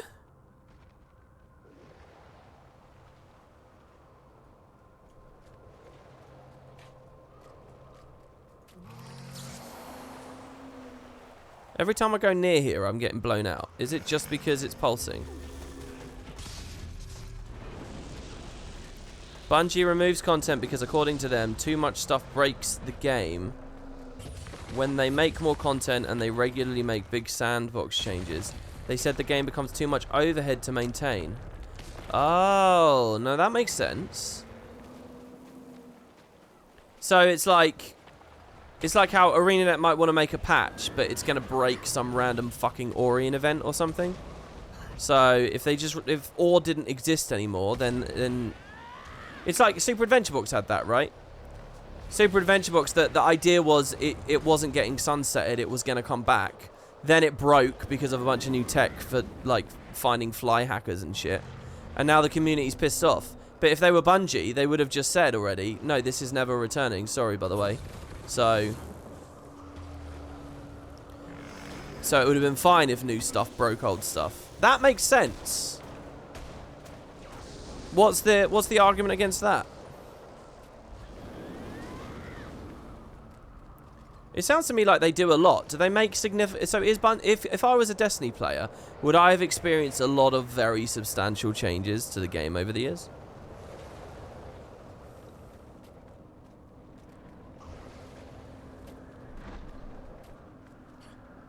People are pissed off because they've literally removed paid expansions from the game. Well, but you've added the word paid there, so for you it's like a money thing. But it's your job to be a savvy consumer. You know, if legally that's within their right and it's transparent that that's what they're going to do, then, I mean, who are you to speak out against it, I suppose? If it's clear that's what that game does. I mean, it would make me less keen to become a player, but I don't think I would be mad about it if I'd chosen going in with my eyes wide open. And if you went in with your eyes shut, again, isn't that because you weren't a savvy consumer? And the thing is as well, it's not that they're... How do you phrase it? It's not that they're removing the old content. It's that they're... It's not that they're choosing to remove the old content. It's that they're choosing to make new content that will break it. So it's not their first choice, but it's a they're making the choice to have new stuff that will overwrite the old or whatever because of the whole overhead thing that we were just explaining.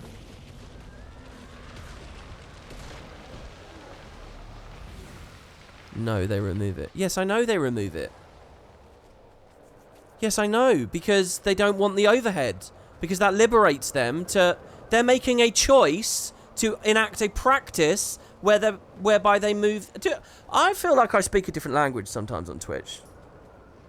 In what way is what I just said giving you guys the impression I think they don't remove stuff from Destiny 2? How could this conversation have even got out the gate if I believed they didn't remove stuff out of Destiny 2? Oh, I'm not picking up items. I should have been picking... Oh, shit. Okay, thank you.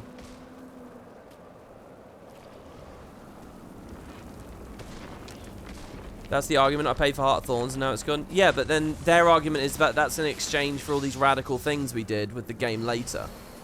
Right? I mean, I kind of see it. I kind of see what they're getting at. I don't know whether it's good. I haven't played it.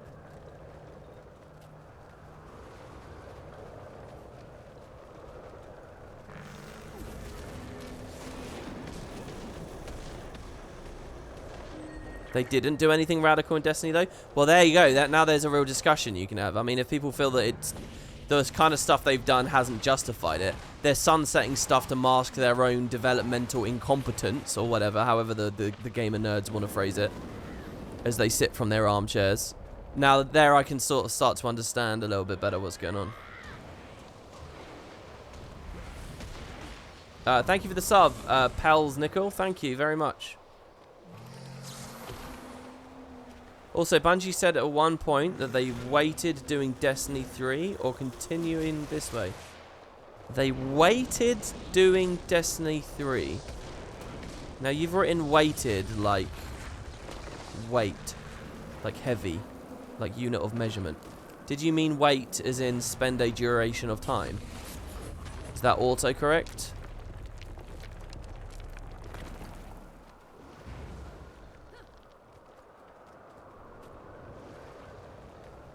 What are you telling me? I don't understand that comment. Waited the decision. Okay, fine. And? ...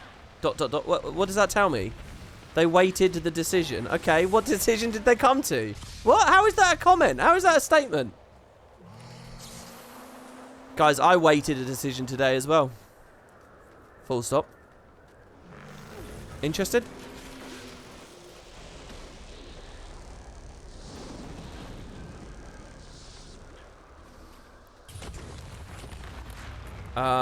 What's my opinion on microtransactions in MMOs? I don't like them, and I don't even believe that they're a necessary evil. It depends. There's a lot I could say on that. I could talk for hours to get into that. And I usually am talking about that on Twitch. I'm sorry to disappoint you that I'm not talking about that right now. You don't think the Guild Wars 2 community would be justifiably angry if ArenaNet just announced they were removing Core and Heart of Thorns when End of Dragons comes out, regardless of whether you purchase the new expansion? No, they would be, because Guild Wars doesn't have a history of doing that. And Guild Wars didn't suggest to its consumers it was doing that when those things came out. If it's always been the house rule and the understanding for over a decade that Destiny does do that, then no, it's not so justifiable. These things change based on context. You can't just tar every game and every company and every practice with the same brush. There are expectations to manage and think about. People's expectations of Destiny are very different to the expectations people have of Guild Wars. If I started playing Destiny now, I don't think I would be justifiably enraged to hear that they sunset content. It's like, what the fuck? You knew that before getting in the game. This is how they operate. Let's see how many of these we've got. I've got to say, this has been the most aggravating thing getting blown around here. Alright, we're done. You are making a bad argument. How am I? They didn't know that in all caps? Oh, well, then then it is justified if they didn't know. It's not a bad argument if I'm ignorant to the fact that they don't. I don't play Destiny, guys. I'm getting the information from you. Read chat. What do you think I'm doing exactly? How do you think I'm speaking right now? Do you think I'm just imagining? I'm just magicking my responses. I'm not reading chat, am I? This stream is doing bad things for my blood pressure. Welcome to WP streams.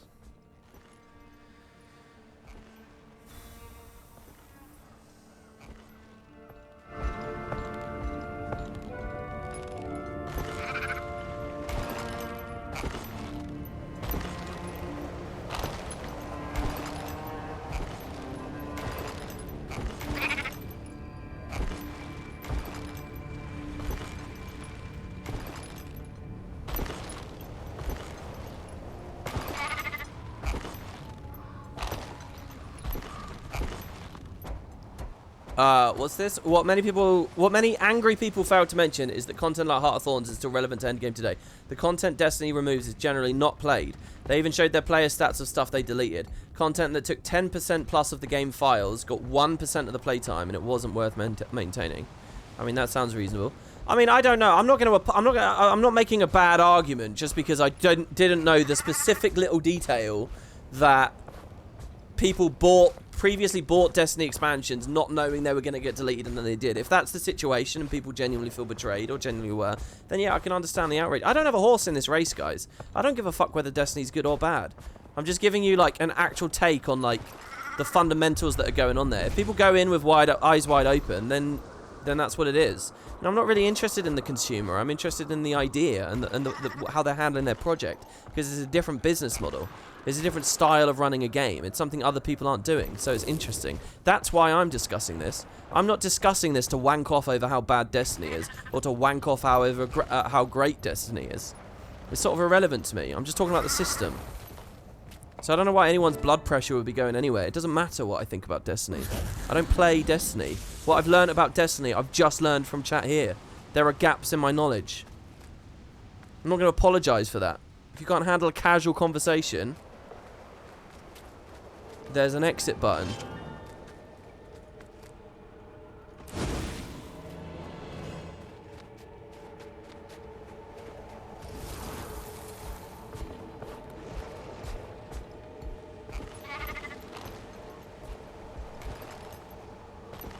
Chat was frustrating at the assumption you were making.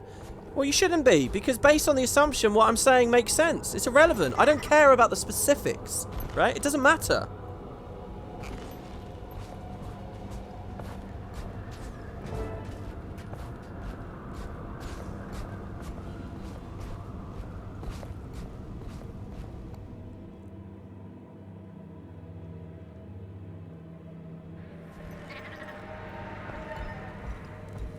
I also didn't realise that this was like a big topic at the moment. I thought for years. I swear I've heard about Destiny sunsetting stuff for years. I didn't realise people were riled up about it like at the moment. Is this like a new thing? When did this all start? I was under the impression it had been happening for ages, but I guess not. Is that actually like a hot story at the moment?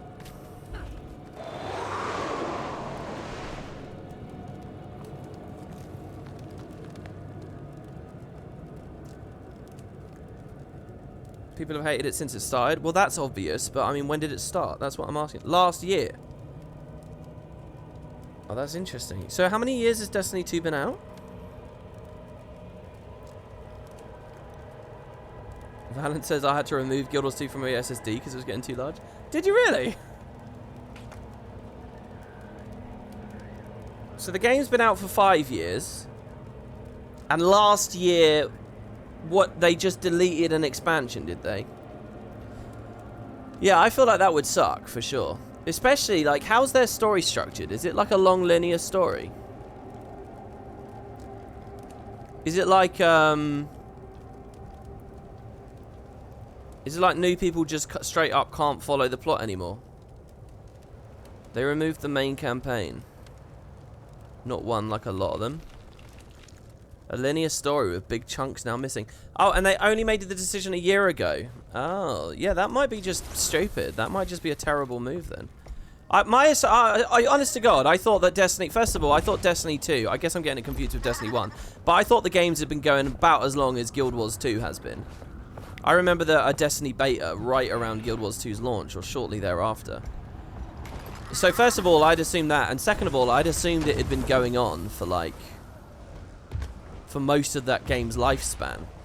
I didn't know it was a short lifespan and only recently just happened. So my assumption was, well, it's a successful game that they continue to work on, and they've had this practice in place for ages. In which case, you know, that's interesting. But if this is just like a new thing, relatively speaking, and it has just been sort of foisted upon the community that's enjoying the game, yeah, that seems very odd. So generally speaking, do you guys think it's justified or what? Like, no? Because it definitely is like... Because this all started, I mentioned I saw the trailer, the 20-year anniversary trailer. But now I'm sort of thinking, why would I ever play that game? What? They must have thought about new customers. They must have thought about getting new players.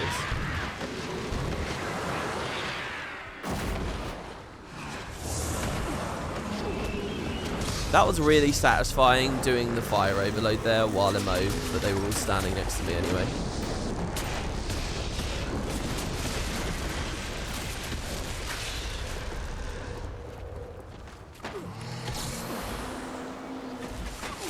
The game is unquestionably better as a result of the content sunsetting, considering how much content they add.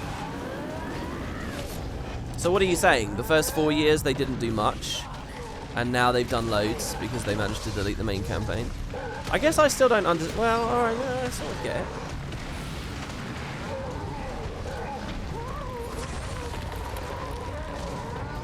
I would definitely hate that if that situation happened in Guild Wars. If, like, at POF they got rid of core or whatever. I mean, there are interesting ramifications, aren't there, really? If you think about it, let's imagine Guild Wars removing core when POF came out. What does that do? That forces them to make a new player experience right then and there, which guaranteed everyone's going to have. And so you might make a higher quality experience that all your new people are now going through. Therefore, the game as a whole is better. Because what you've essentially done is you've swapped something inferior for something better, and you've removed the chance that your new players are going to experience the inferior stuff. I sort of see a justification for that. But you guys are saying that the Destiny new player experience is rubbish. Yeah, like, exactly. If the thing they replaced was just Scarlet's War, except now it's covering all of the Heart of Thorns and the personal story, I mean, that would be so bad. What would that even be? This is Tyria. There are dragons here. This is Timey. This is Bram. This is Casimir. This is Marjorie. Wait, actually, who do you explain? Where are we skipping up to? The start of POF. Are they skipping Season 3 as well or not? Oh, it would be so bad. Mind you, those kind of cliff notes is what I do think a lot of people get when they come into Guild Wars, because they just skip to POF anyway for the mans.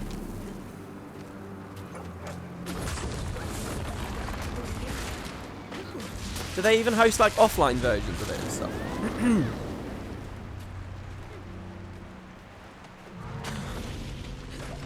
Remove core and there's no Zodger, so no need for it to return. Yeah, that would be pretty awful.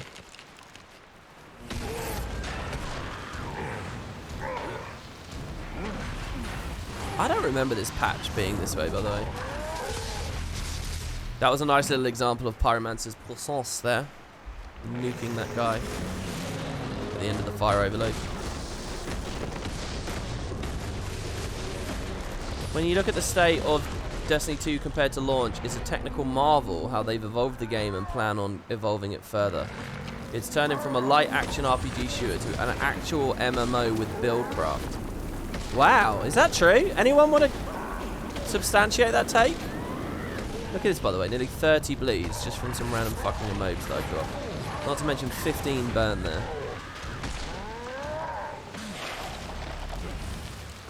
That fucking expertise coming onto Celestial just makes them all so sticky. Okay, Ritlock and Creature, can you hear me? Never go on the map. So we're gonna go all the way up here now. Actual MMO is too far, but it's getting closer to MMO like. Did Destiny talk about? Did Bungie talk about that? That's what they want to do. Do they actually go up after that? How regularly do they do expansions as well, by the way? What do you think about getting something like Guild Wars 2 Classic servers down the line, like a core server, a Heartthorn server? I think it's a cool idea, but I don't know how much of an audience there is for it. To be honest, if we're talking about projects like that, you guys know what the dream is, right? The dream is offline moddable Guild Wars 1. You could do so much shit. Imagine if players could fuck with the skill balance and like what skills come from what quests and what skills are available from what reward vendors and stuff. I could do such a good Guild Wars 1 campaign. I'm not joking. Just by taking what they've got and like shuffling stuff about. Basically, my dream would be to make all of Guild Wars 1 play like pre-searing. So it's not balanced around 8-man teams anymore. It's balanced around 1 to 2. And I would just make the whole RPG like that. And mess with the skills and stuff and when you get them. Oh. I would love that shit. Offline moddable Guild Wars 1.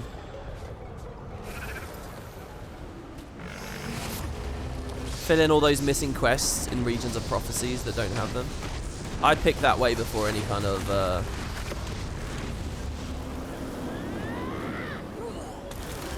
well, the only other thing I'd do, as I've said many times before, is I'd do Guild Wars 2 convention Guild Wars 2. Guild Wars 2 with like energy potions and shit.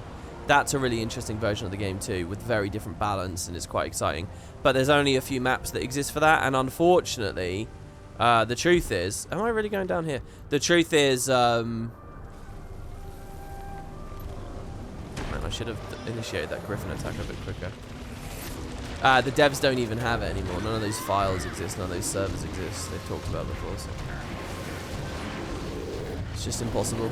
And that's probably true, by the way, for all the other stuff too. It's probably true for Living Mod Season 1. It's probably true for everything. These things are hitting me really hard. Why am I doing so much damage here?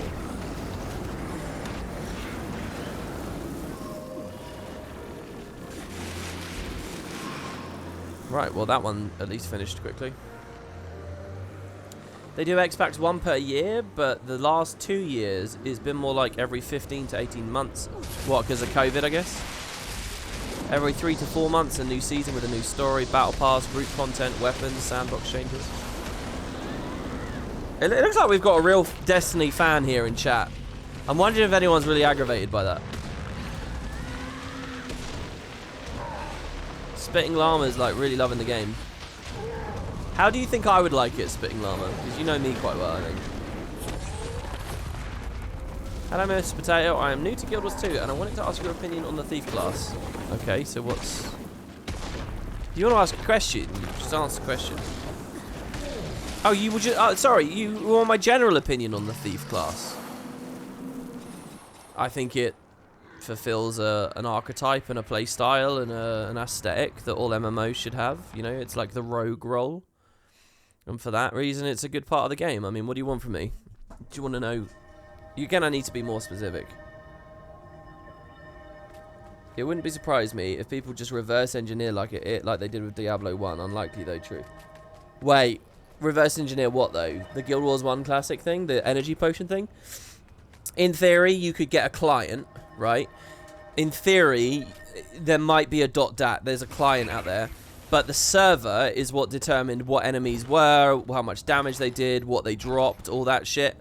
And even if you took up every bit of convention footage that ever existed, most of which now you can't find anymore, it's like removed from YouTube on dead accounts, dead channels, it's just gone, right? Even if you managed to somehow, through internet archiving, get every bit of footage that ever existed, you'd still only have a tiny little idea as to what was all the loot that the Shatterer could drop, for example. What was really going on with, like, Phoenix on Staff, on Ellie and stuff. You just wouldn't... You couldn't get it all. You would have to guess and imagine. And then it's just a fan project, you know. It's not speaking truth to what once existed. It's just your approximate estimation. And, you know, there's some beauty in that, sure, but it's not the thing. You could never do it. And unless you actually have ArenaNet's original servers and how they were running at that time. But my understanding is that that stuff's all, it doesn't exist anymore because they just kept updating and changing and tweaking and updating and changing and tweaking. And they never had big backups for it, so it's just gone. It's got on the roller beetle and go around the outside. Have you done all of the strike mission repeats that reward 60 gold worth of clovers each? No, I haven't. I haven't, because that's kind of what you're looking at here. Season of the Dragon for the Icebreed Saga, I've done very little of. Do they really give you... Where is that?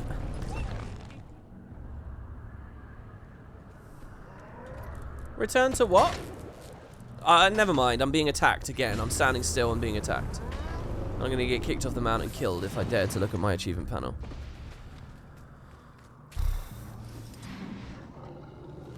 I'll tell you, that's what's getting my blood pressure up. Search for bonus. Okay. Bonus. Bonus. Strike back at the Cold War. 7 clovers. Damn. And 7 clovers there as well. So 14 clovers available? No, I haven't done these. It's just do them once. Seriously? Wow. This is all a part of Return to Bureau Marches 2, eh? Which is what I'm playing at the moment.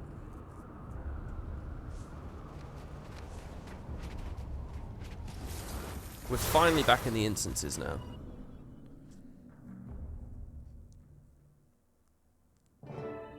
How come Twitch is sending people who want to talk about Destiny into this stream? It's not. It's the, you know, they were just Destiny. By the way, this feels good. Oh my god, the frames are so good in here. Look at this. You can instantly feel it in Guild Wars. It feels so immersive and cool when the frames are up. 300 fucking frames while streaming here. Oh.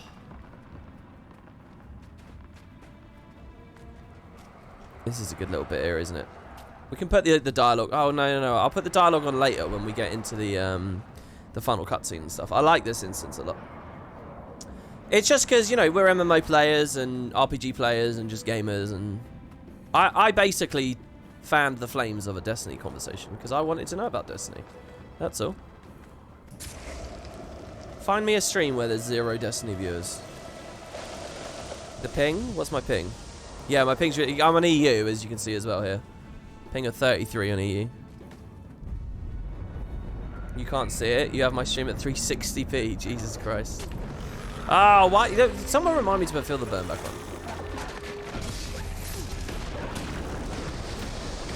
But yeah, that's really nice, man. That's a lot of clovers. They've been really, really nice with the rewards. I'll tell you guys, you should do Return to. It's a lot of stuff. Precursor, Legendary Amulet, and just straight up shit tons of gold and stuff. I mean, it's not bad.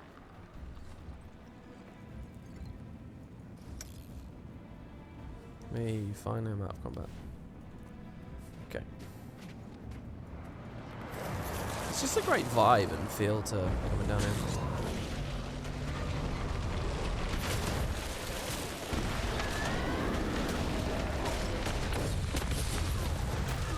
The idea that Destiny is becoming more like an MMO really does intrigue me. Maybe once we're done with Endwalker, guys, we'll go play Destiny. What do you think?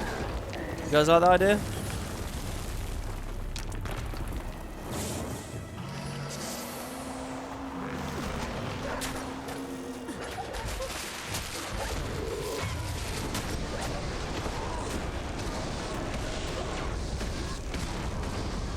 You'd rather watch ESO? I am kind of semi-trolling people at the moment.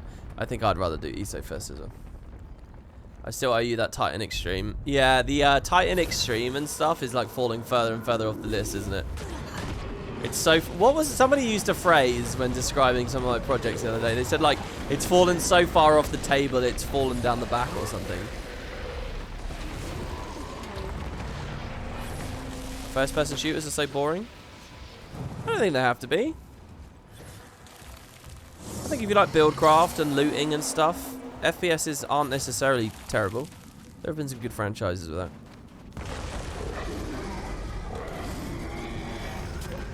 Yeah, the Infinite campaign is out. I've been watching a little bit of it. I don't know how impressed I am with it though, so... I think I'll just keep bumming about in multiplayer at the moment.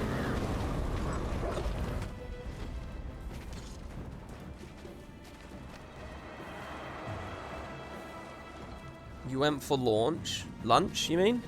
But you were glad a single comment about Destiny raid design created a 1-hour shitstorm?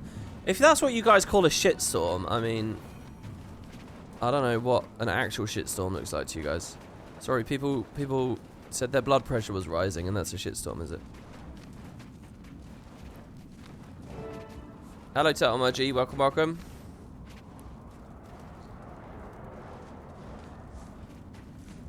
You're just memeing about the Titan Extreme. It's like the furthest back priority there could be. Yeah, I don't know.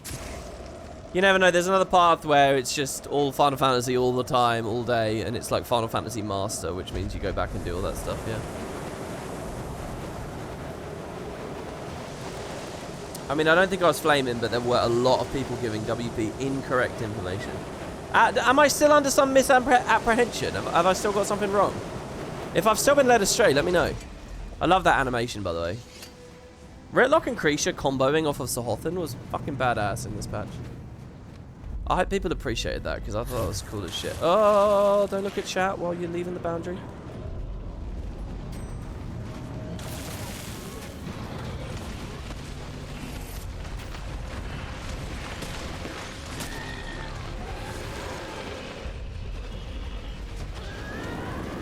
Because everyone hates Destiny, including Destiny players. Well, again, like, look at Bungie's channel. Look at that trailer they put up with the energy sword and the Magnum going into Destiny. Look, watch it. It's not bad, man. All the comments, people are, like, gushing. They love it. And as with all other gaming franchises that aren't Guild Wars, all the trailers are getting, like, millions of views and stuff. They're loving it.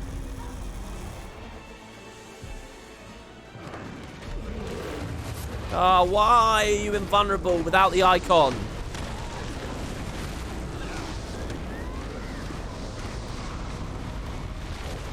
I'm going to give might to all my friends.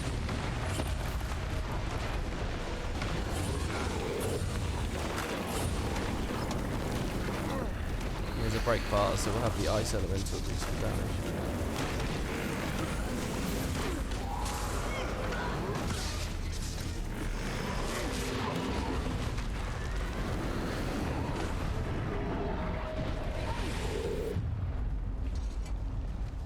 You think Guild Wars and Destiny share a lot of DNA due to their geographical closeness and devs jumping between houses?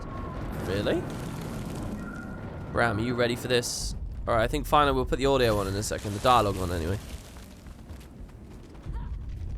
I think that's a bit of a terrible take, really. The idea that just because two studios are close, the games are therefore the same. I mean, they could have totally different philosophies and ideas and genres, right? I mean, sometimes that's true. Think about Naughty Dog and Insomniac during like the PS1 era.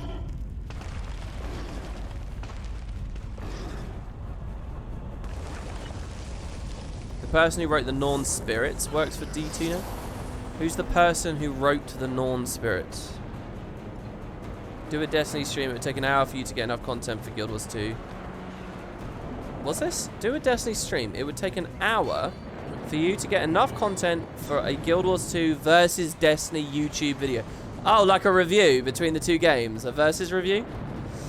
See, now that's interesting. I like that idea. I want to do those. Listen, guys, in all seriousness, I want to do Elder Scrolls versus Guild Wars 2. I want to do, like, New World versus Guild Wars 2. I'll do Destiny versus Guild Wars 2. I like that shit. Doesn't that sound cool? You know, World of Warcraft Classic versus Guild Wars 1 is just the tip of the iceberg, you know. That's a path I would quite like to go down. What am I supposed to do here? Melt the ice around the room to reveal your car. Okay. Is that gonna... Okay, ice doesn't mean... I'm trying to jump. I'm telling her to jump and she's not doing it. Dude, this. Fuck me. Did that not count? What world isn't this counting? Are you serious? I can't take the damage from it. What?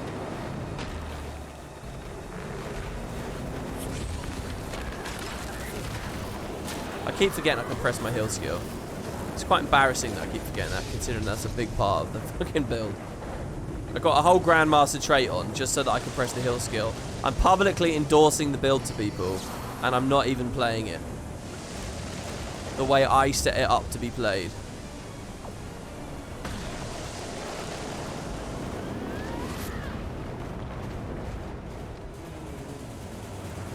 The Sims Online versus Black Desert Online. Oh, because they both have online in the title, yeah. That's always important. They need to have similar titles. What other games with similar titles should I be doing a versus review on?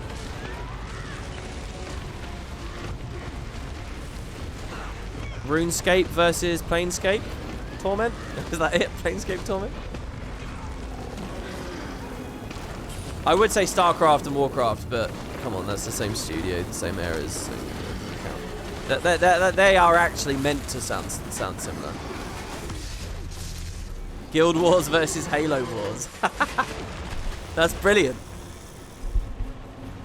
Gears of War 2 versus Guild Wars 2. Garden Warfare 2 versus Guild Wars 2. Guild Wars 2 versus Guild Wars 2. I'll tell you what, guys. If you come to these streams and we play these games and we do these reviews, alright? If you guys support me through this, alright? And we go into a new era of YouTube content creation, I promise on April 1st, I'll do a Guild Wars 2 versus... a GW2 versus GW2. Guild Wars 2 versus Garden Warfare 2. It will happen. Okay, we gotta put the audio on now, right?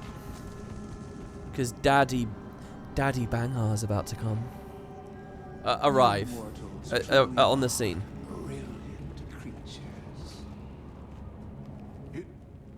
No. Jormag? This is but a piece of me. An ambassador. Don't clip that. The whisper that spreads my words. Then that's what we need to kill. Ridlock? Krisha? Our voices are not our own. You don't need to fight. You've already proven your strength. Oh, it's still just the boss fight. Hold on, we're still just on the boss fight for now.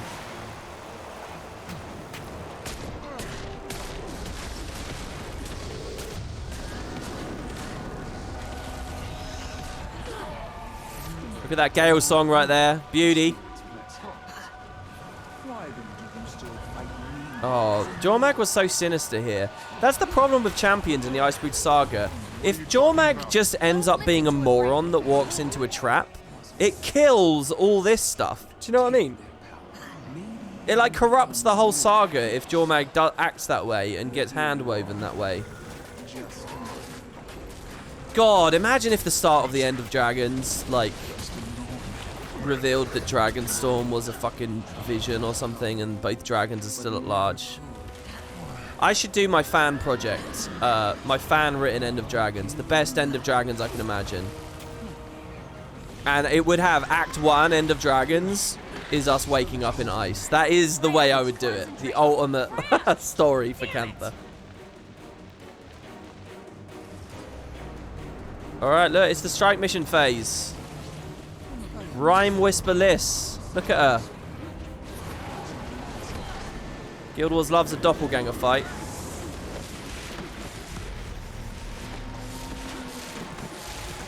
Yeah, the story is that when you meet Jormag, that moment with Bangar and Rylands, she sent us to sleep right then and there.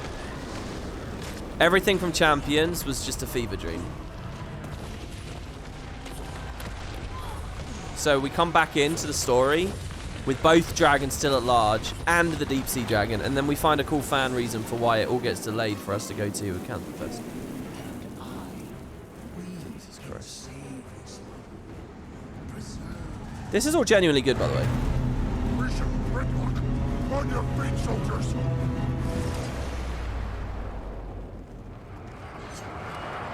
Commander, time to kill ourselves a dragon champion. No! Fall back! We have our orders. Don't give him a chance to recover. Everyone, claws out! Rip that damn thing apart! Don't worry. We will all talk to each other again soon.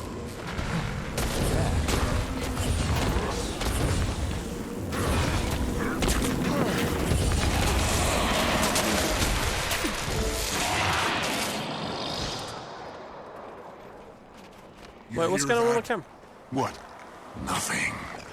Absolutely nothing. This is some new tech End of Dragons we'll be using. Where's the rest of your army? Drakkar was a threat to my soldiers, corrupting the weak, as you now know.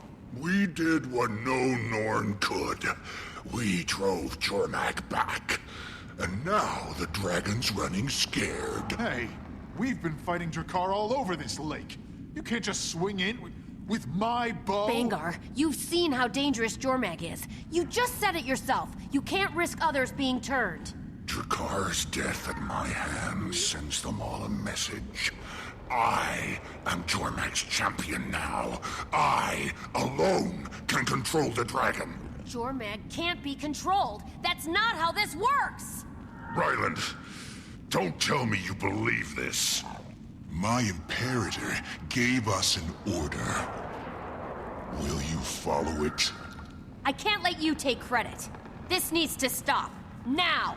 I couldn't agree more. No! What have you done? Oh, they weren't respecting my agency. That was really bad. You should understand, Commander, better than anyone. Commander? It was always going to end this way. One Char, one dragon, one champion. Fuck him up, Bram. Ryland! Help me! Rick! We need to get out of here!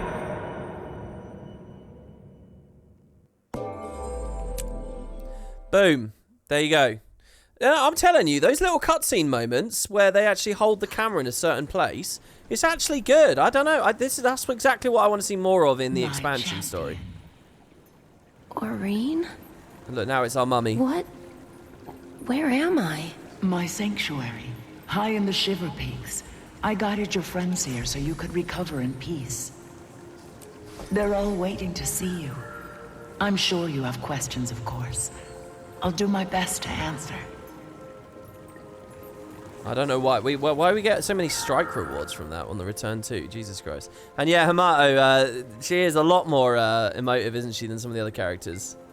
People like the male Asura as well, which is one of the reasons I'm excited about my Necro.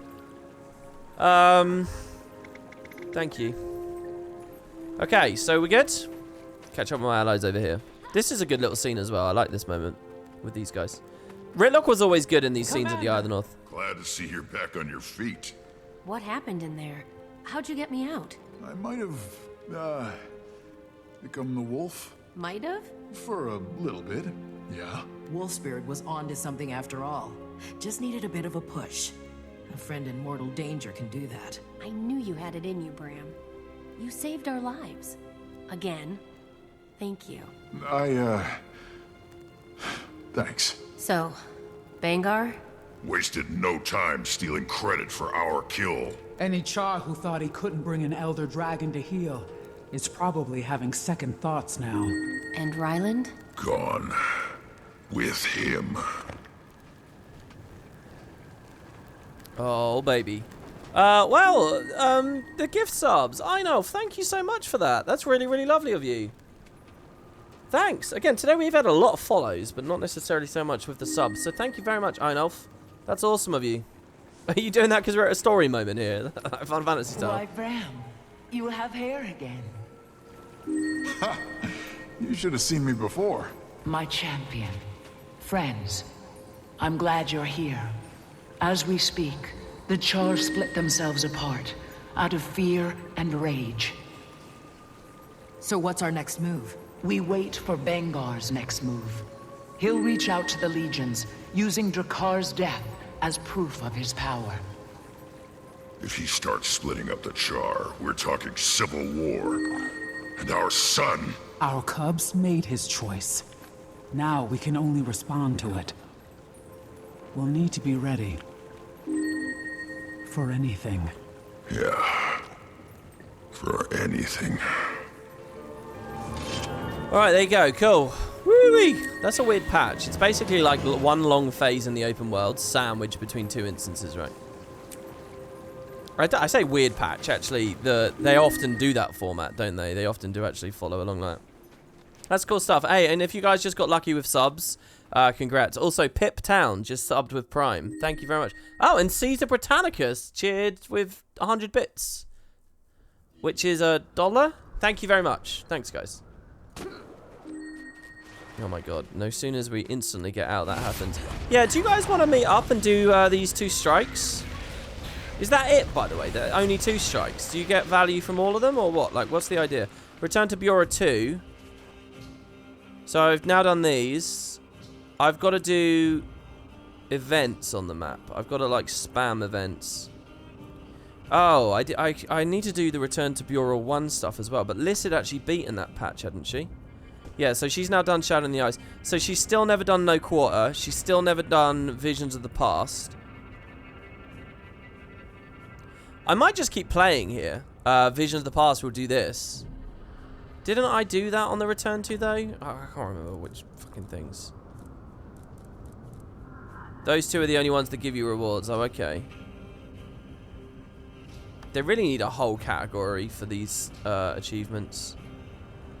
General, side stories. I mean, look at this. Look at how side stories has exploded as a category now. Let's see. Gates of Maguma, done. Dragon's Reach, done. Done. I need to beat Hableon in Bloodstone Fen. Done. I need to beat the High Sage. I need to do random events in Draconis Mons. Defeat the twins. And complete the mission Timey's Pet Project. Done that one. Here I need to dodge the marionette a couple of times. No, I'm done with that. That's Origins of Madness. Again, that's irrelevant, right? Daybreak. I've got to do bounties. And events. Bug in the system. I've got to do events. And I've got to play the patch. I've got to play the patch here. I've got to play the patch here. I've got to play the patch here. I've got to play the patch here. I've got to play the patch. No. I've got to do, like, random shit. There's just so much, man. When are you going back to FF? You left in the middle of a patch and now you're doing boring Guild Wars content? Well, just because you said that, I'm not going back to it now for another week. So... yeah, I'm really behind. I'm really behind. But that said, we could maybe do Vision of the Past. Champion, I've peered into the abyss of time during your absence. Did you just joke ban him? There's something you should see. Alright, let's turn the dialogue off. In all seriousness, I'm playing more probably tomorrow. I don't know for sure. Today was almost going to be Final Fantasy, but just on a whim, I sort of thought, well, I've got a build video up, so I may as well stream some Guild Wars. The idea being that anyone who watches my YouTube this afternoon, they might be like, oh, WP's live. Cool. Here's some Guild Wars content. Here's a Guild Wars stream. That's what I thought. And so I decided to just play a little bit of this. Again, because I'm really behind. I've got a ton of this stuff to do.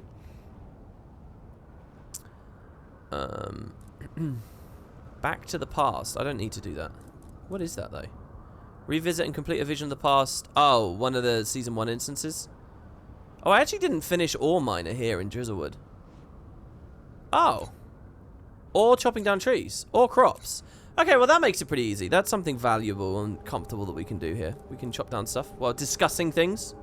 So let's go to Drizzlewood. And I suppose we can do it on Liz. Because why not, I guess? Well, maybe I can do it on someone else, actually. No, whatever. You just love my Final Fantasy stuff and you're over Guild Wars 2. Oh, well, I really appreciate that. Don't get me wrong. Anyone who's watching me in the other games, I really value. So I'm not really gonna not do it to annoy you or whatever. But yeah, probably tomorrow. It just depends how I feel. You'll just have to look. If you scroll down, you look at the schedule. You can literally see, instead of asking in chat, you could have scrolled down and there's a schedule there and it says when I'm next streaming and what I'm doing. And I think it has it loaded in right now that my general plan is Final Fantasy tomorrow. Am I wrong? I think that's what it says.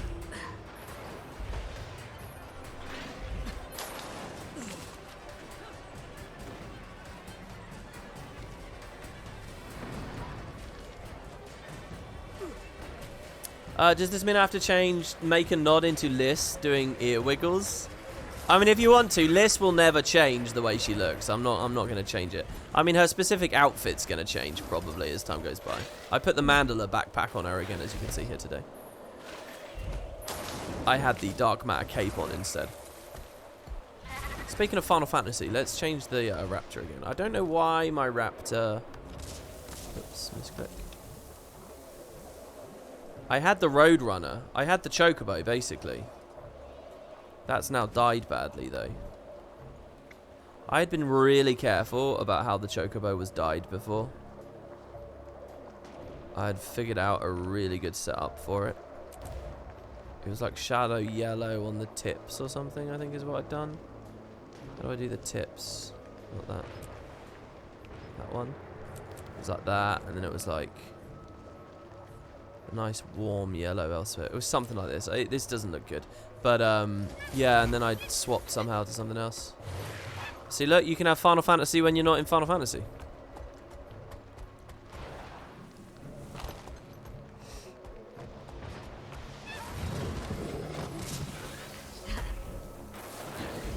Oh, it was a real ban. They were being insulting or homophobic. Yeah, ban the shit out of them. I don't mind. If it was a real ban...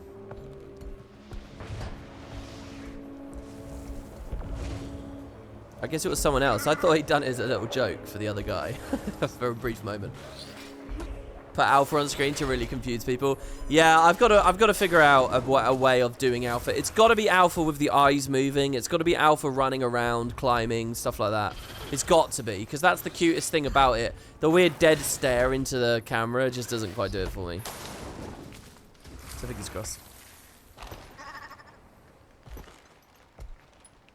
I'm really desperate to hear more from ArenaNet about DirectX 11 or just other expansion information at the moment. Have I missed anything, guys? Is there anything going on at the moment that I haven't really been talking about?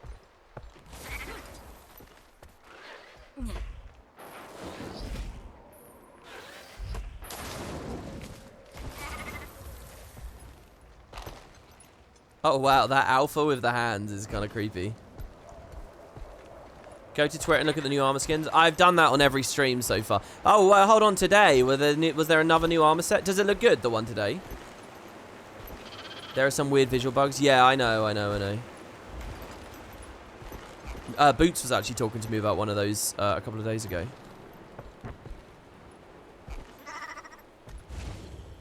You just want to see gameplay of End of Dragons? Yeah, me too. Me too. They should do a stream, which is the opening fucking instance or something. I mean, please.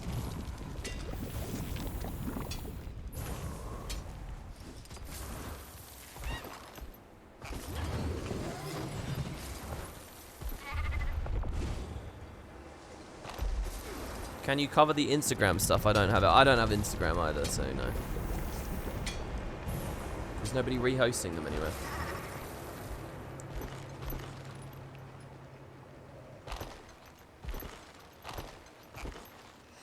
Yeah, showing off the opening mission would be good. Or just like a meta, I think would be quite good. Talking about rewards would be quite good. There's lots of little things they can do. Certainly. Do you think they'll do a beta for one of the End of Dragons maps before release, like they did with Heart of Thorns and POF? That's a good question. Because they haven't really talked about that, have they? It's weird. It's almost like... So if you put this in the context of Siren's Landing and POF, right about now, we're there, aren't we? Siren's Landing was 3 months before POF. Am I wrong? I don't think I am. I think it was about that.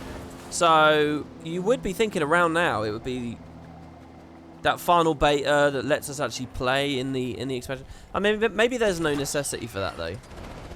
Maybe that's not needed at all. So just because they did it on previous expansions, it doesn't mean they need to do it on this one. And to be honest with you guys, the more that they can focus on the... If I could have any confidence that what they're doing is they are... I mean, they're different devs, different parts of the studio, so whatever. But if I can have some confidence that you're getting a little bit less press or whatever, they're spending less time fucking about implementing betas and stuff, and that's all turning into rich shit for the X-Back itself, then fine, I would make that trade, right? Because all that matters is End of Dragons itself, ultimately. It needs good word of mouth. It needs to leave people with a good impression. It needs to leave people with a good sense of where Guild Wars is and where it's going and what it's doing after the X-Back itself comes out. So, you know, sod us right now on this side of the release. I don't mind that too much, you know. Somewhat. Because I do kind of think Guild Wars doesn't ride or die based on how well it sells End of Dragons on opening weekend. It rides or dies based on how people perceive the franchise and how enthusiastically they recommend the franchise and feel committed to the franchise after End of Dragons is out. That's what matters, right? That matters infinitely more than just the immediate success of End of Dragons during launch and the ramp up to launch. So if that means we get a little bit less information over these 3 months, I get it. I mean, I'm also really excited about having some and having things to talk about as a content creator in the Guild Wars space. But yeah, that makes sense. Yeah, ArenaNet carrying the game out of the gate after End of Dragons is very important. Yeah, it's the most important thing, isn't it? The hardcore players need a sense of like the raids or the strikes or the fractals, when they're coming, how they're coming, what they're doing. Everyone needs a sense of what Living World is going to be and whether there's more expansions and what they look like and how they're coming. All that shit needs to be communicated. I would much rather they communicate all of that and talk about all of that and express all of that than they give us a beta for End of Dragons itself, because it doesn't matter, does it?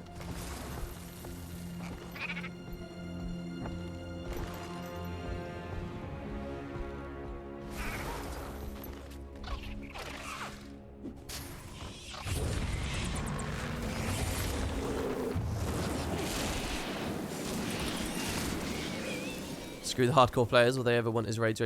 Well, look, the other side of it is it's not just about pandering to them. It's about dismissing them as well. If there's any part of the community that's currently talking shit about Guild Wars because they don't feel satisfied, it might almost be better to literally just look at that community and say, look, guys, we're not catering to you. Sorry. So at least they deal with it and get over it and chill out about it. And don't actively drag the game down behind the game's back, you know. I almost kind of feel like that's a thing.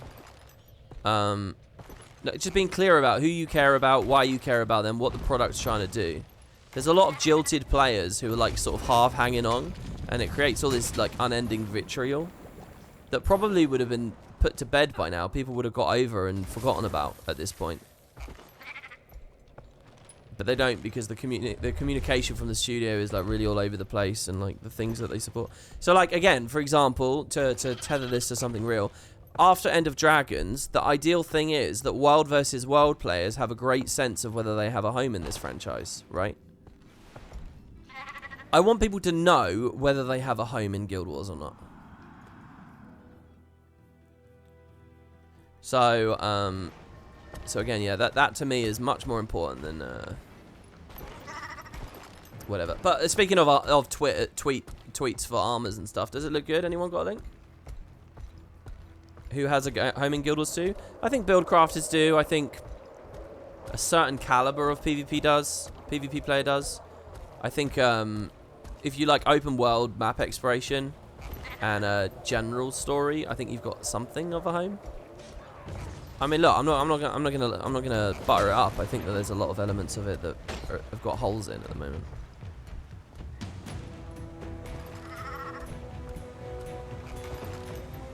Just tell us PvP players there won't be constant balance patches so we can stop coping. Well, that's one thing I'd love in the new era as well. More regular but smaller balance. I've been saying that for a while now. That's not just PvP players though, by the way. That's everyone.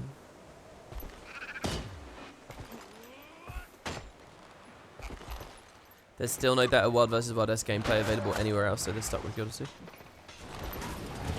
It's an interesting take. I don't know whether that's really true. Within MMOs, maybe. Surely you are not saying that ArenaNet should actively squeeze dissatisfied and disloyal players out of the game on the premise of them being on the fence and negative. No, I'm not saying I'm right, but I'm saying that is what I'm saying, yeah. I'm saying candor. I'm saying being realistic. I'm saying setting expectations.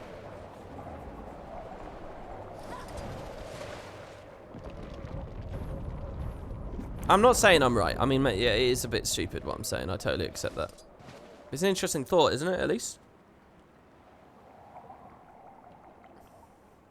I mean, half clinging to these, like, zombie players. These salty, jilted, dissatisfied half players. When you have no real way of ever actually satisfying what they want from the game. Does that do anything for word of mouth? Do you think it does?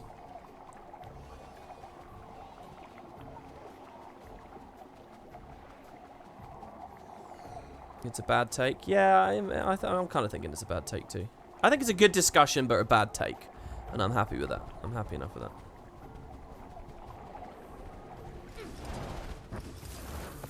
But if it's the other way around, the screaming about elitism is never ending. I have no idea what you mean by that.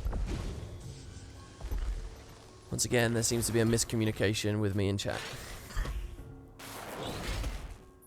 Oh, sorry, yeah, because I missed your previous message. Yeah, alright, I see. They said, it's interesting how casual players feel very comfortable saying ArenaNet should ignore hardcores. But if it's the other way around, the screaming about elitism is never ending. Well, that's the game's job, to have better matchmakers and deal with kill proofs and shit like that, right? And to grease the wheels.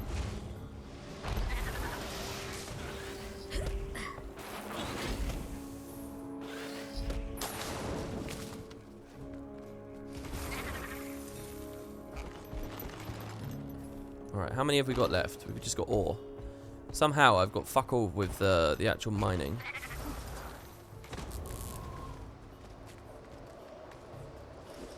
That's an interesting idea. ArenaNet needs to gather the silent majority and not to Reddit who cries about everything. Well, I think it's unfair to blame Reddit, by the way. I think any kind of negative attitudes you've seen there, you'll hear in abundance in private discords. And I think you'll see in abundance on the forums. It's not just Reddit, alright? You can't... Look, dissatisfied, disloyal, drag down players, they're not born on Reddit. They're born in-game, and they're born through the company's practices and procedures. And they voice their opinion on a broad scale on Reddit, but that's a symptom, not a cause, you know? So I don't want to be overly obsessed with Reddit. And that's true when the game's doing well and when it's doing bad. And I think ArenaNet probably knows that as well.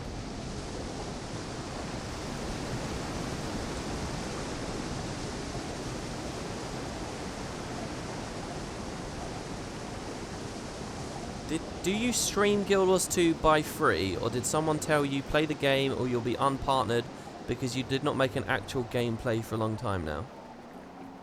Okay, what? Never ever. I've been covering Guild Wars for 10 years and I've never had a gap so long. Anyone I've ever been remotely threatened in any way like that. Certainly not right now. I mean, what are you talking about? Because there wasn't a YouTube video for like 8 days. You think I'm doing this because I'm obligated to? Because someone's breathing my neck? Because there wasn't a YouTube video. I mean, there was a video yesterday. There was a video today. There was a stream last weekend. There was one before that. I think this is my 3rd stream in a row here. But no, that's why I'm here. Never ever. Not in a million years. I think there is a timeout period eventually. I have no idea what it is, though. And how hard it would be to hit.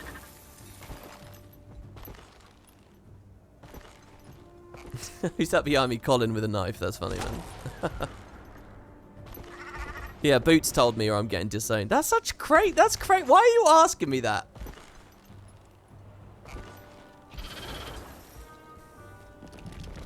I have to play or they'll delete a random character each day. Ah, there you go. Return to Drizzlewood done. Return to Drizzlewood 1 done. I get the fragment of prismatic light. So that's for the precursor, right? It can be safely sold and discarded. Wait, hold on. How have they phrased this? Unlock your choice of an End of Dragons legendary precursor. Redeemable in End of Dragons. Once this item has been acquired, it can be safely sold or discarded. I assume they mean this item itself can be discarded. Not... When they use the word this, that article, that doesn't mean the precursor itself. No, I'm not going to keep it forever because I'm trying to clean out my account now, so.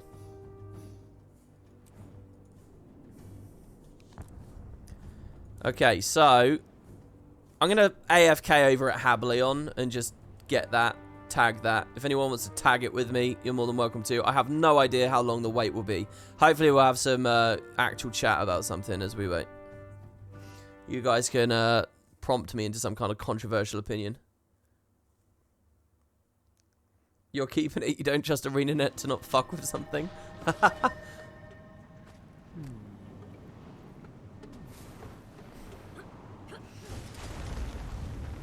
I mean, it's only 5 gold. Oh shit, is he up at the moment? Oh, I knew this.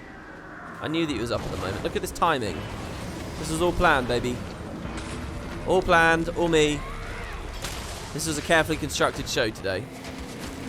I hope you guys appreciate that. That kind of forethought that went into this. Shit. No! He fucking blew me out into it. It's fine. Alright, bye-bye, Bloodstone Fen. Possibly forever. When the hell am I going back to Bloodstone Fen? That's it. I'm making a decision here to never go back to Bloodstone Fen. What are your thoughts on ArenaNet adding an open world player housing system? I think it's too big and out of reach for this studio and this game. Okay, Mystic Coins. Alright, should we climb the thing in Lake Doric as well, I suppose? So I never actually played the Lake Doric missions. But whatever, let's go up here. Red Leaf Retreat.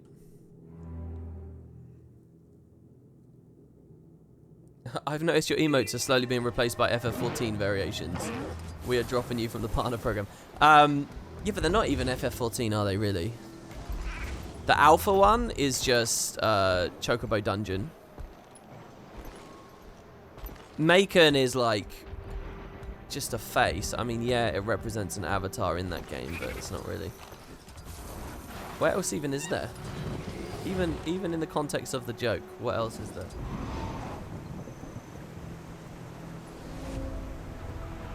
Also still got the beta drop from the Silver Wastes. Fuck the 5G. You have your item that entitled you to the Silver Waste beta, is that what you're saying? It's quite cool. Holy shit, good timing on this as well. There's a commander here.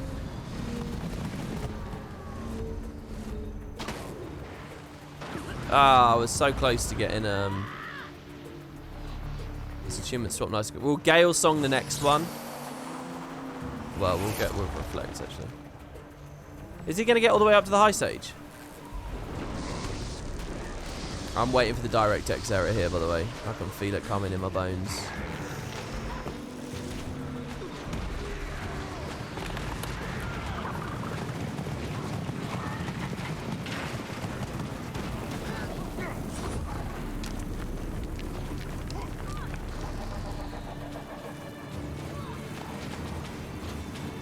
Oh, sorry, is the farm just up here now? Is this the point? They just fucking let the farm here. Are you serious? Join the squad, you can rejoin if you crash. No, they're climbing. Are they climbing? I think they're climbing. You haven't been having many lately? I'm having about as many as I ever did, which isn't that many. But,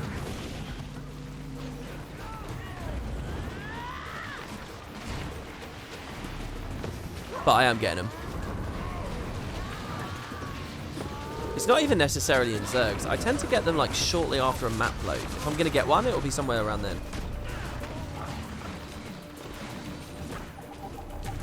What's this? The ultimate downward trend games have been on. The only reason there's any current upward trend is the X-Pack. What are we talking about? Guild Wars or what? What game is this?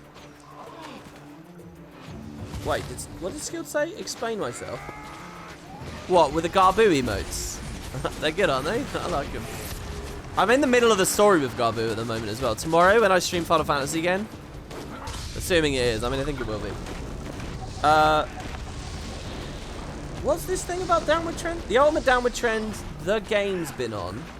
The only reason there's currently any upward trend is the X-Pack, but it's going to shoot right back down after End of Dragons launches. Yeah, what do you guys think? Is Guild Wars on an up or a down trend? End of Dragons aside. Oh, I mean, that's just Doomer bait right there, isn't it? That's just Doomer bait. But, Spitting Llama says, I mean, the general trend for all video games is... Oh, you don't mean the industry's on the way down. You just mean the game in general. Yeah, I think that's a good point too, actually. Well, some MMOs aren't on that trend, though. Some MMOs are like 20 years old, and they're not downward trending at all, right? They're sustaining or even growing sometimes. I don't know. I don't think I believe in that anymore. I don't believe that the games come out and then that's it. They're just doomed to fall and fall and fall and fall.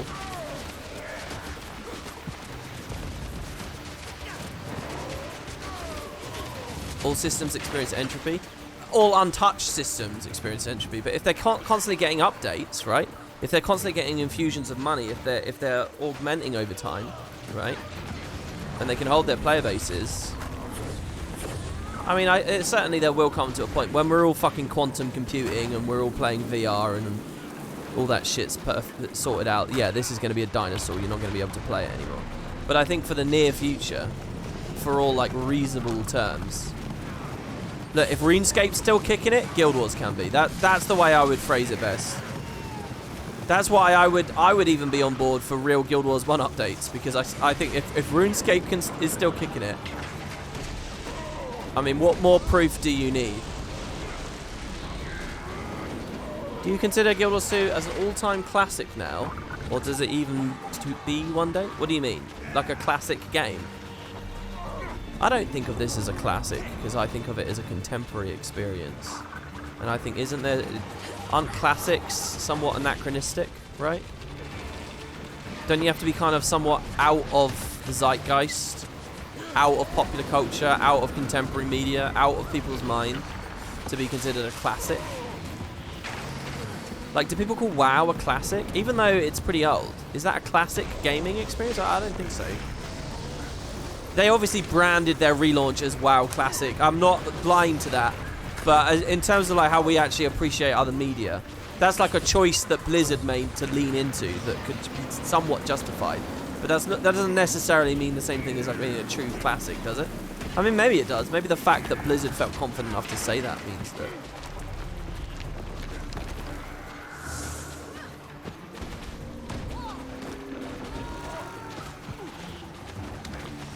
I don't know if I would call WoW a classic game. Even if they, you know, arrogantly decide to rebrand. And I don't know if it's arrogance, right? But I don't know if I'd call it a classic game. I think you sort of have to be early 2090s to be a classic, don't you? I know, I mean, gaming is weird because the whole industry, relatively speaking, is fairly new anyway, you know. Think about film classics. You're dealing with years before the gaming industry really meant anything to anyone. Outside of tech enthusiasts and kids.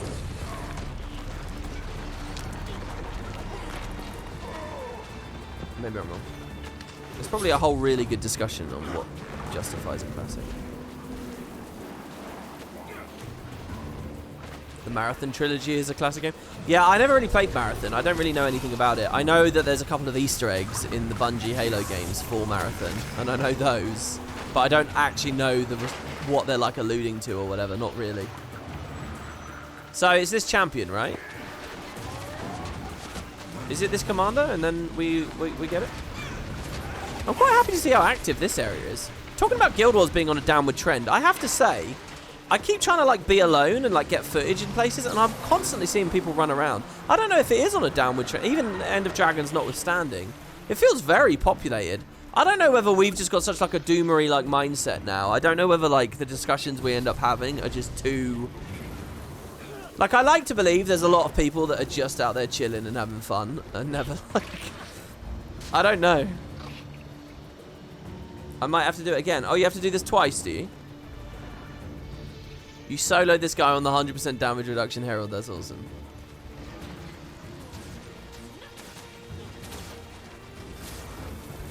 Mega servers are good at doing that. Yeah, but even beyond just mega server, right? It's like really fucking bizarre places where it's like, why is there a player here? The game has to be fairly populated, right? Has to be fairly like, no, those are like starter maps. It's like idling at Bula Crossing, right? It's like you're here at Bula Crossing, and like fucking 2 players run up to you and do the event that's there or some shit. It's like, what? What? It's like that has to be a sign of growth and well, maybe not.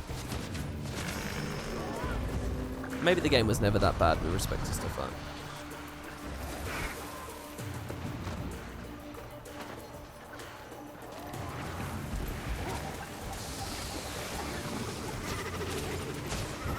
So we just keep rolling, right? We just keep going?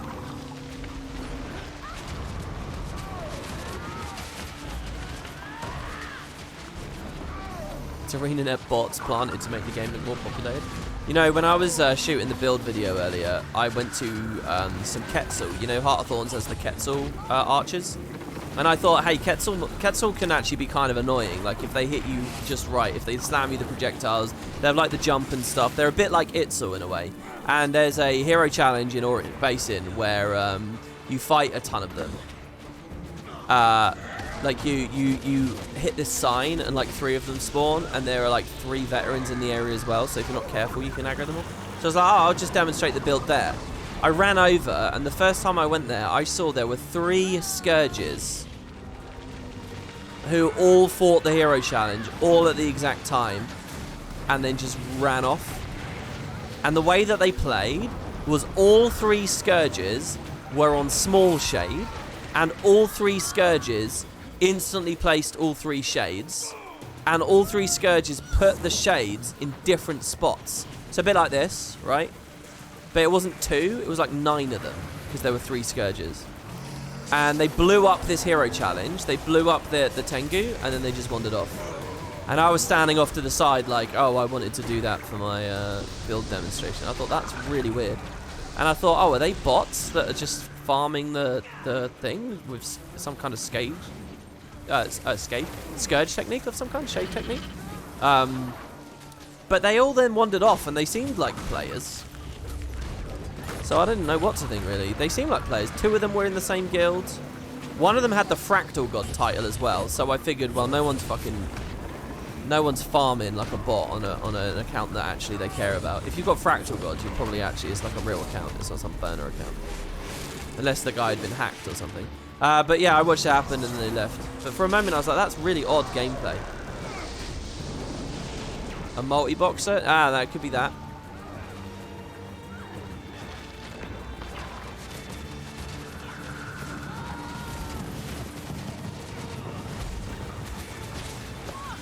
Can your build handle eating the rotten meat in Auric? Well, a healing build could, for sure, yeah.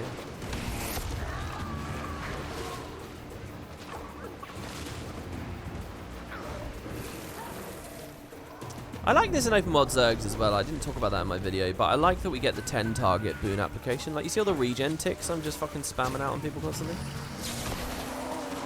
All the vigor that represents. All the might that you're bumping out constantly. Boon extension with Sand Squirrel, but especially the whole 10 target situation with the shouts. What's with the frame rate? It's a Zerg, and it's Guild Wars 2. What do you want from me? This is a pretty badass PC. This is a very, very, very good PC that the community itself helped set up, and this is about what you can get. I mean, I could turn off reflections. I'd probably give you another like couple more frames.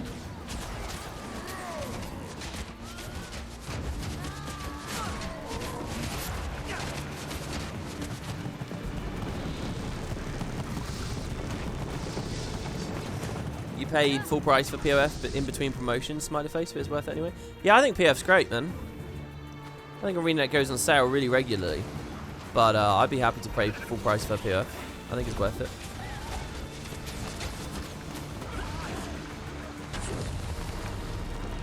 I'm not really quite sure I remember what this is all about at the moment. Are we just stalling until the commander respawns? Is that just the idea at the moment?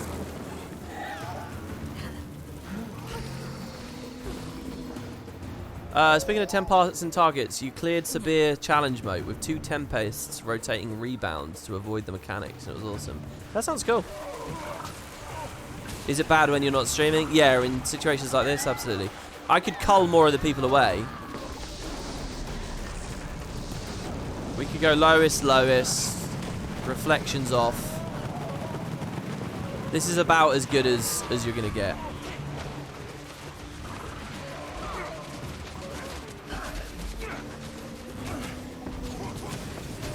It's alright.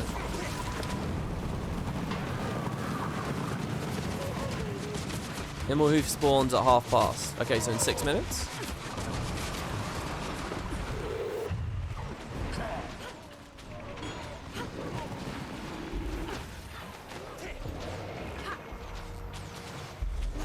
Every time you play Scourge in PvP, people call you a bot. It's just part of the elite spec.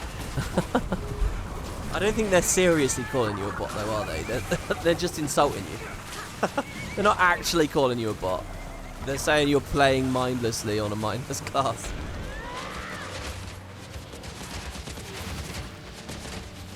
Shaders low, improves FPS for you. Yeah, depending on your card.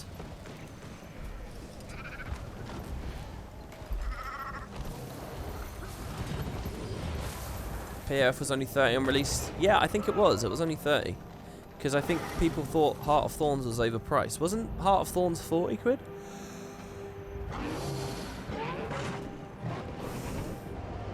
WP, did you already... But yeah, guys, listen in chat. If anyone wants any questions or whatever, keep them coming. I'll answer. I'm not really doing anything now except just waiting for this event. Did you already imagine which of the third generation legendary you'll make? No, I didn't, honestly. I really want to make a rifle. Because rifle is like one of the only legendaries I need left. And I don't know whether that will be Gen 3 though, or I'll try and squeeze a rifle in before End of Dragons comes out. That might be cool, if I can find the time to play the game that much. Might be nice. I don't know how much the Predator costs at the moment. What is it? I love the HMS as well, the HMS Divinity. It's only 2,200. I was curious where the prices of this stuff would go after the Armory patch, but they seem to have just settled back to exactly where they were.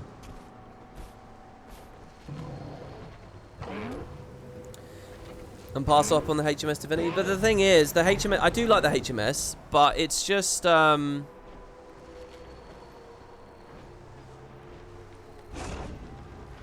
it's a lot more work doing the Gen 3 ones, and there's a lot more money doing the Gen 3... sorry, the Gen 2 ones. Here, I got a question for you guys. What do you think you'll be able to get selling your precursor at launch, End of Dragons launch? What do you think the market will be? Do you think it'll be at an all-time high or an all-time low? Right at launch, because yes, you've got a bunch of people with precursors, but you also have a lot of demand for them. I was wondering about buying a precursor at the start of End of Dragons. Because then I would have like 2, and I could make 2 of the Gen 3 legendaries quite easy or something.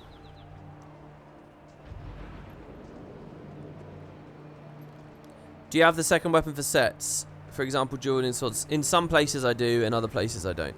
It's like I only have 1 sword, but I have both foci, both scepters, both torches, and so on and so on.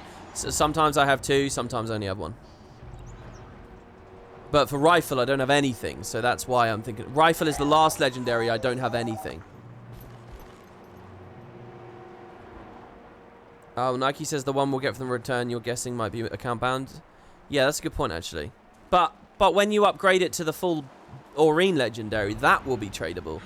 So maybe they don't make it account bound, because ultimately it's going to be on the trading post anyway if people want it to be. You know, why lock people out? Why have the inconsistency? But I think you might be right.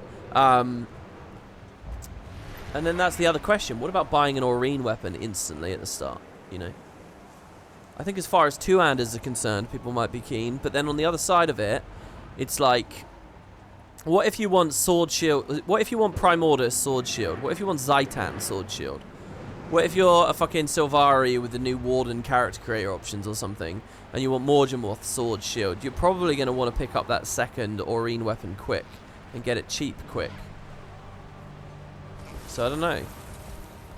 It's a really good sign for the health of the game, honestly, that End of Dragons is coming with so much there. I know that we can't actually go on the journey of progression right at launch, but you can at least get the Aurene stuff ready. And I think that's going to give people some meaning right when it comes out. Oh, this is the guy. This legendary here. This is what we need. Oh, I see. Real question, will the pre be for people who purchase... Wait, what? Will the precursor be for people who purchase End of Dragons, or can you get your pre on alts with the quickest return to achievement? Oh, I see what you're saying. Well, what's the future for Return to? Does it have a deadline? There's no way that farming... Well, I don't know, actually. My guess is the precursors aren't going to be worth much. Look, if you... let's be clear about the format that they're going with, right?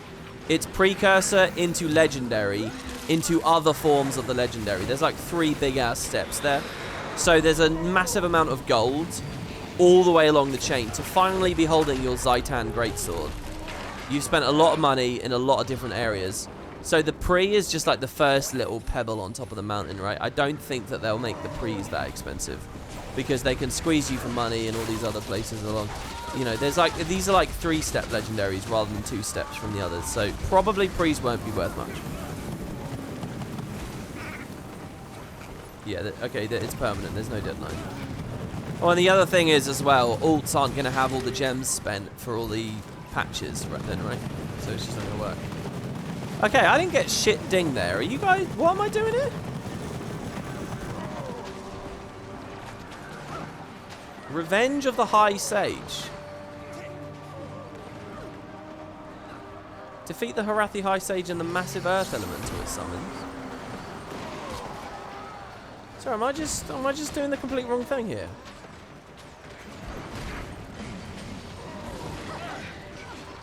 You also need to kill the High Sage at the top of the hill, which is on a 1.5 hour timer after the last time it was killed.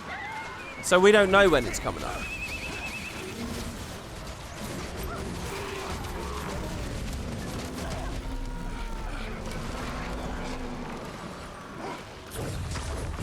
Technically, the Elder Dragon ones are just skins, not additional legendary armor. Well, yeah, but I mean, obviously it's going to be... In every other way, it's going to feel like legendary progression, right?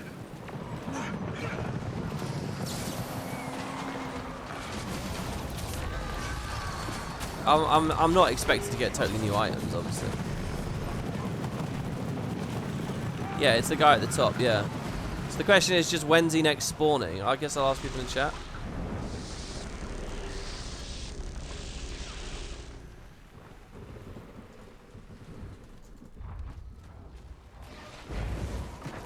Curious about this.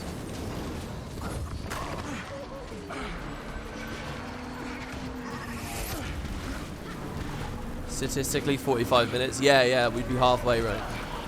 A little less than an hour. Oh, I'm not sitting here for an hour. No way. Right, let's bug out of that. I actually think, right as I waypointed there, I reflected a projectile, and had it landed, it would have put us in combat, and we wouldn't have been able to waypoint. I think we were right down to the wire there. I might rewatch that in the VOD, because that looked very, very close to me. Okay, we have Guild Wars 1 dungeon music for some reason going. Actually, this is Echovald Forest music. Originally. This is a great song. Okay, glittering, more mystic. I'm getting so many mystic coins here. What are we at now? 131. Wow, 137.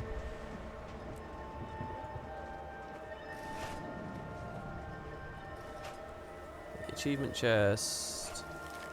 Oh yeah, and we just sort of casually hit 41.5k AP before. So the final back piece is next. That's basically the last reward that means anything to any... Well, we do get the title at 45, right? But for the next long while, this is it, really. This last reward right here. That's my second back piece. I could have picked this up ages ago, but... and then there's just a few more pinnacle weapons to get as well. Okay.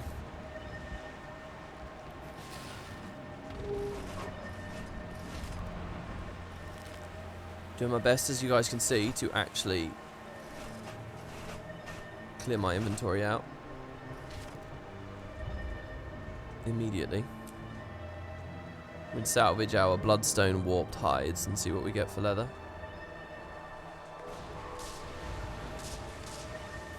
Oh, you want the Hellfire back, do you, Boots? Boots, I should have brought you on for this stream. We could have just chilled and chatted in Discord. I need to do a World vs. World stream soon. I should do what you were doing. We play World vs. World, do some 1v1s and things. Oh, there's dyes and stuff it's going to try and salvage there. Should have done that. All right, nice big deposit there. Well, that's it, guys. That's it for today. I think I'm going to stop there. Nice little afternoon stream. It was good to catch up with you all. I've seen some faces in chat today I haven't seen for a while, so that was cool. Thanks very much for watching, guys. I do appreciate it. I'll be back tomorrow. You can click follow to be notified when it will next happen. The other thing you can do is check Discord. I sometimes ping in Discord. There's a link there in chat for you all. There's a link to my Twitter as well, where I do sometimes announce stuff. And yeah, I'm going to go look at the comments of the YouTube video, see what people think. Tomorrow, I'll probably do a tier list. People have been looking... Real quick, guys. What a tier list for, like, maps, Living World episodes, or metas. Which one do you want to see? But I'm thinking that will probably be what I do tomorrow. And then I kind of want to do a discussion follow-up about that. We had some cool ideas and some cool concepts going a couple of weeks ago. I want to keep going with those as December continues, so... The Alliance beta just ended. Yeah, but I mean, the extra pips and stuff, and I can work on Legendary Armor through it and whatever. T4s? What do you mean T4s? T4s? I said metas, open world maps, or... Oh, wow, some of you guys are on a major stream delay. Just see a bunch of messages about metas coming there. Okay, metas. You guys really like the idea of metas. Across the whole game, or just Corteria? And then broken down by season, or what? Welcome to the chat, by the way, WGKS. Oh, throw a poll on YouTube. Dude, you're right. That's how I should use that feature, isn't it?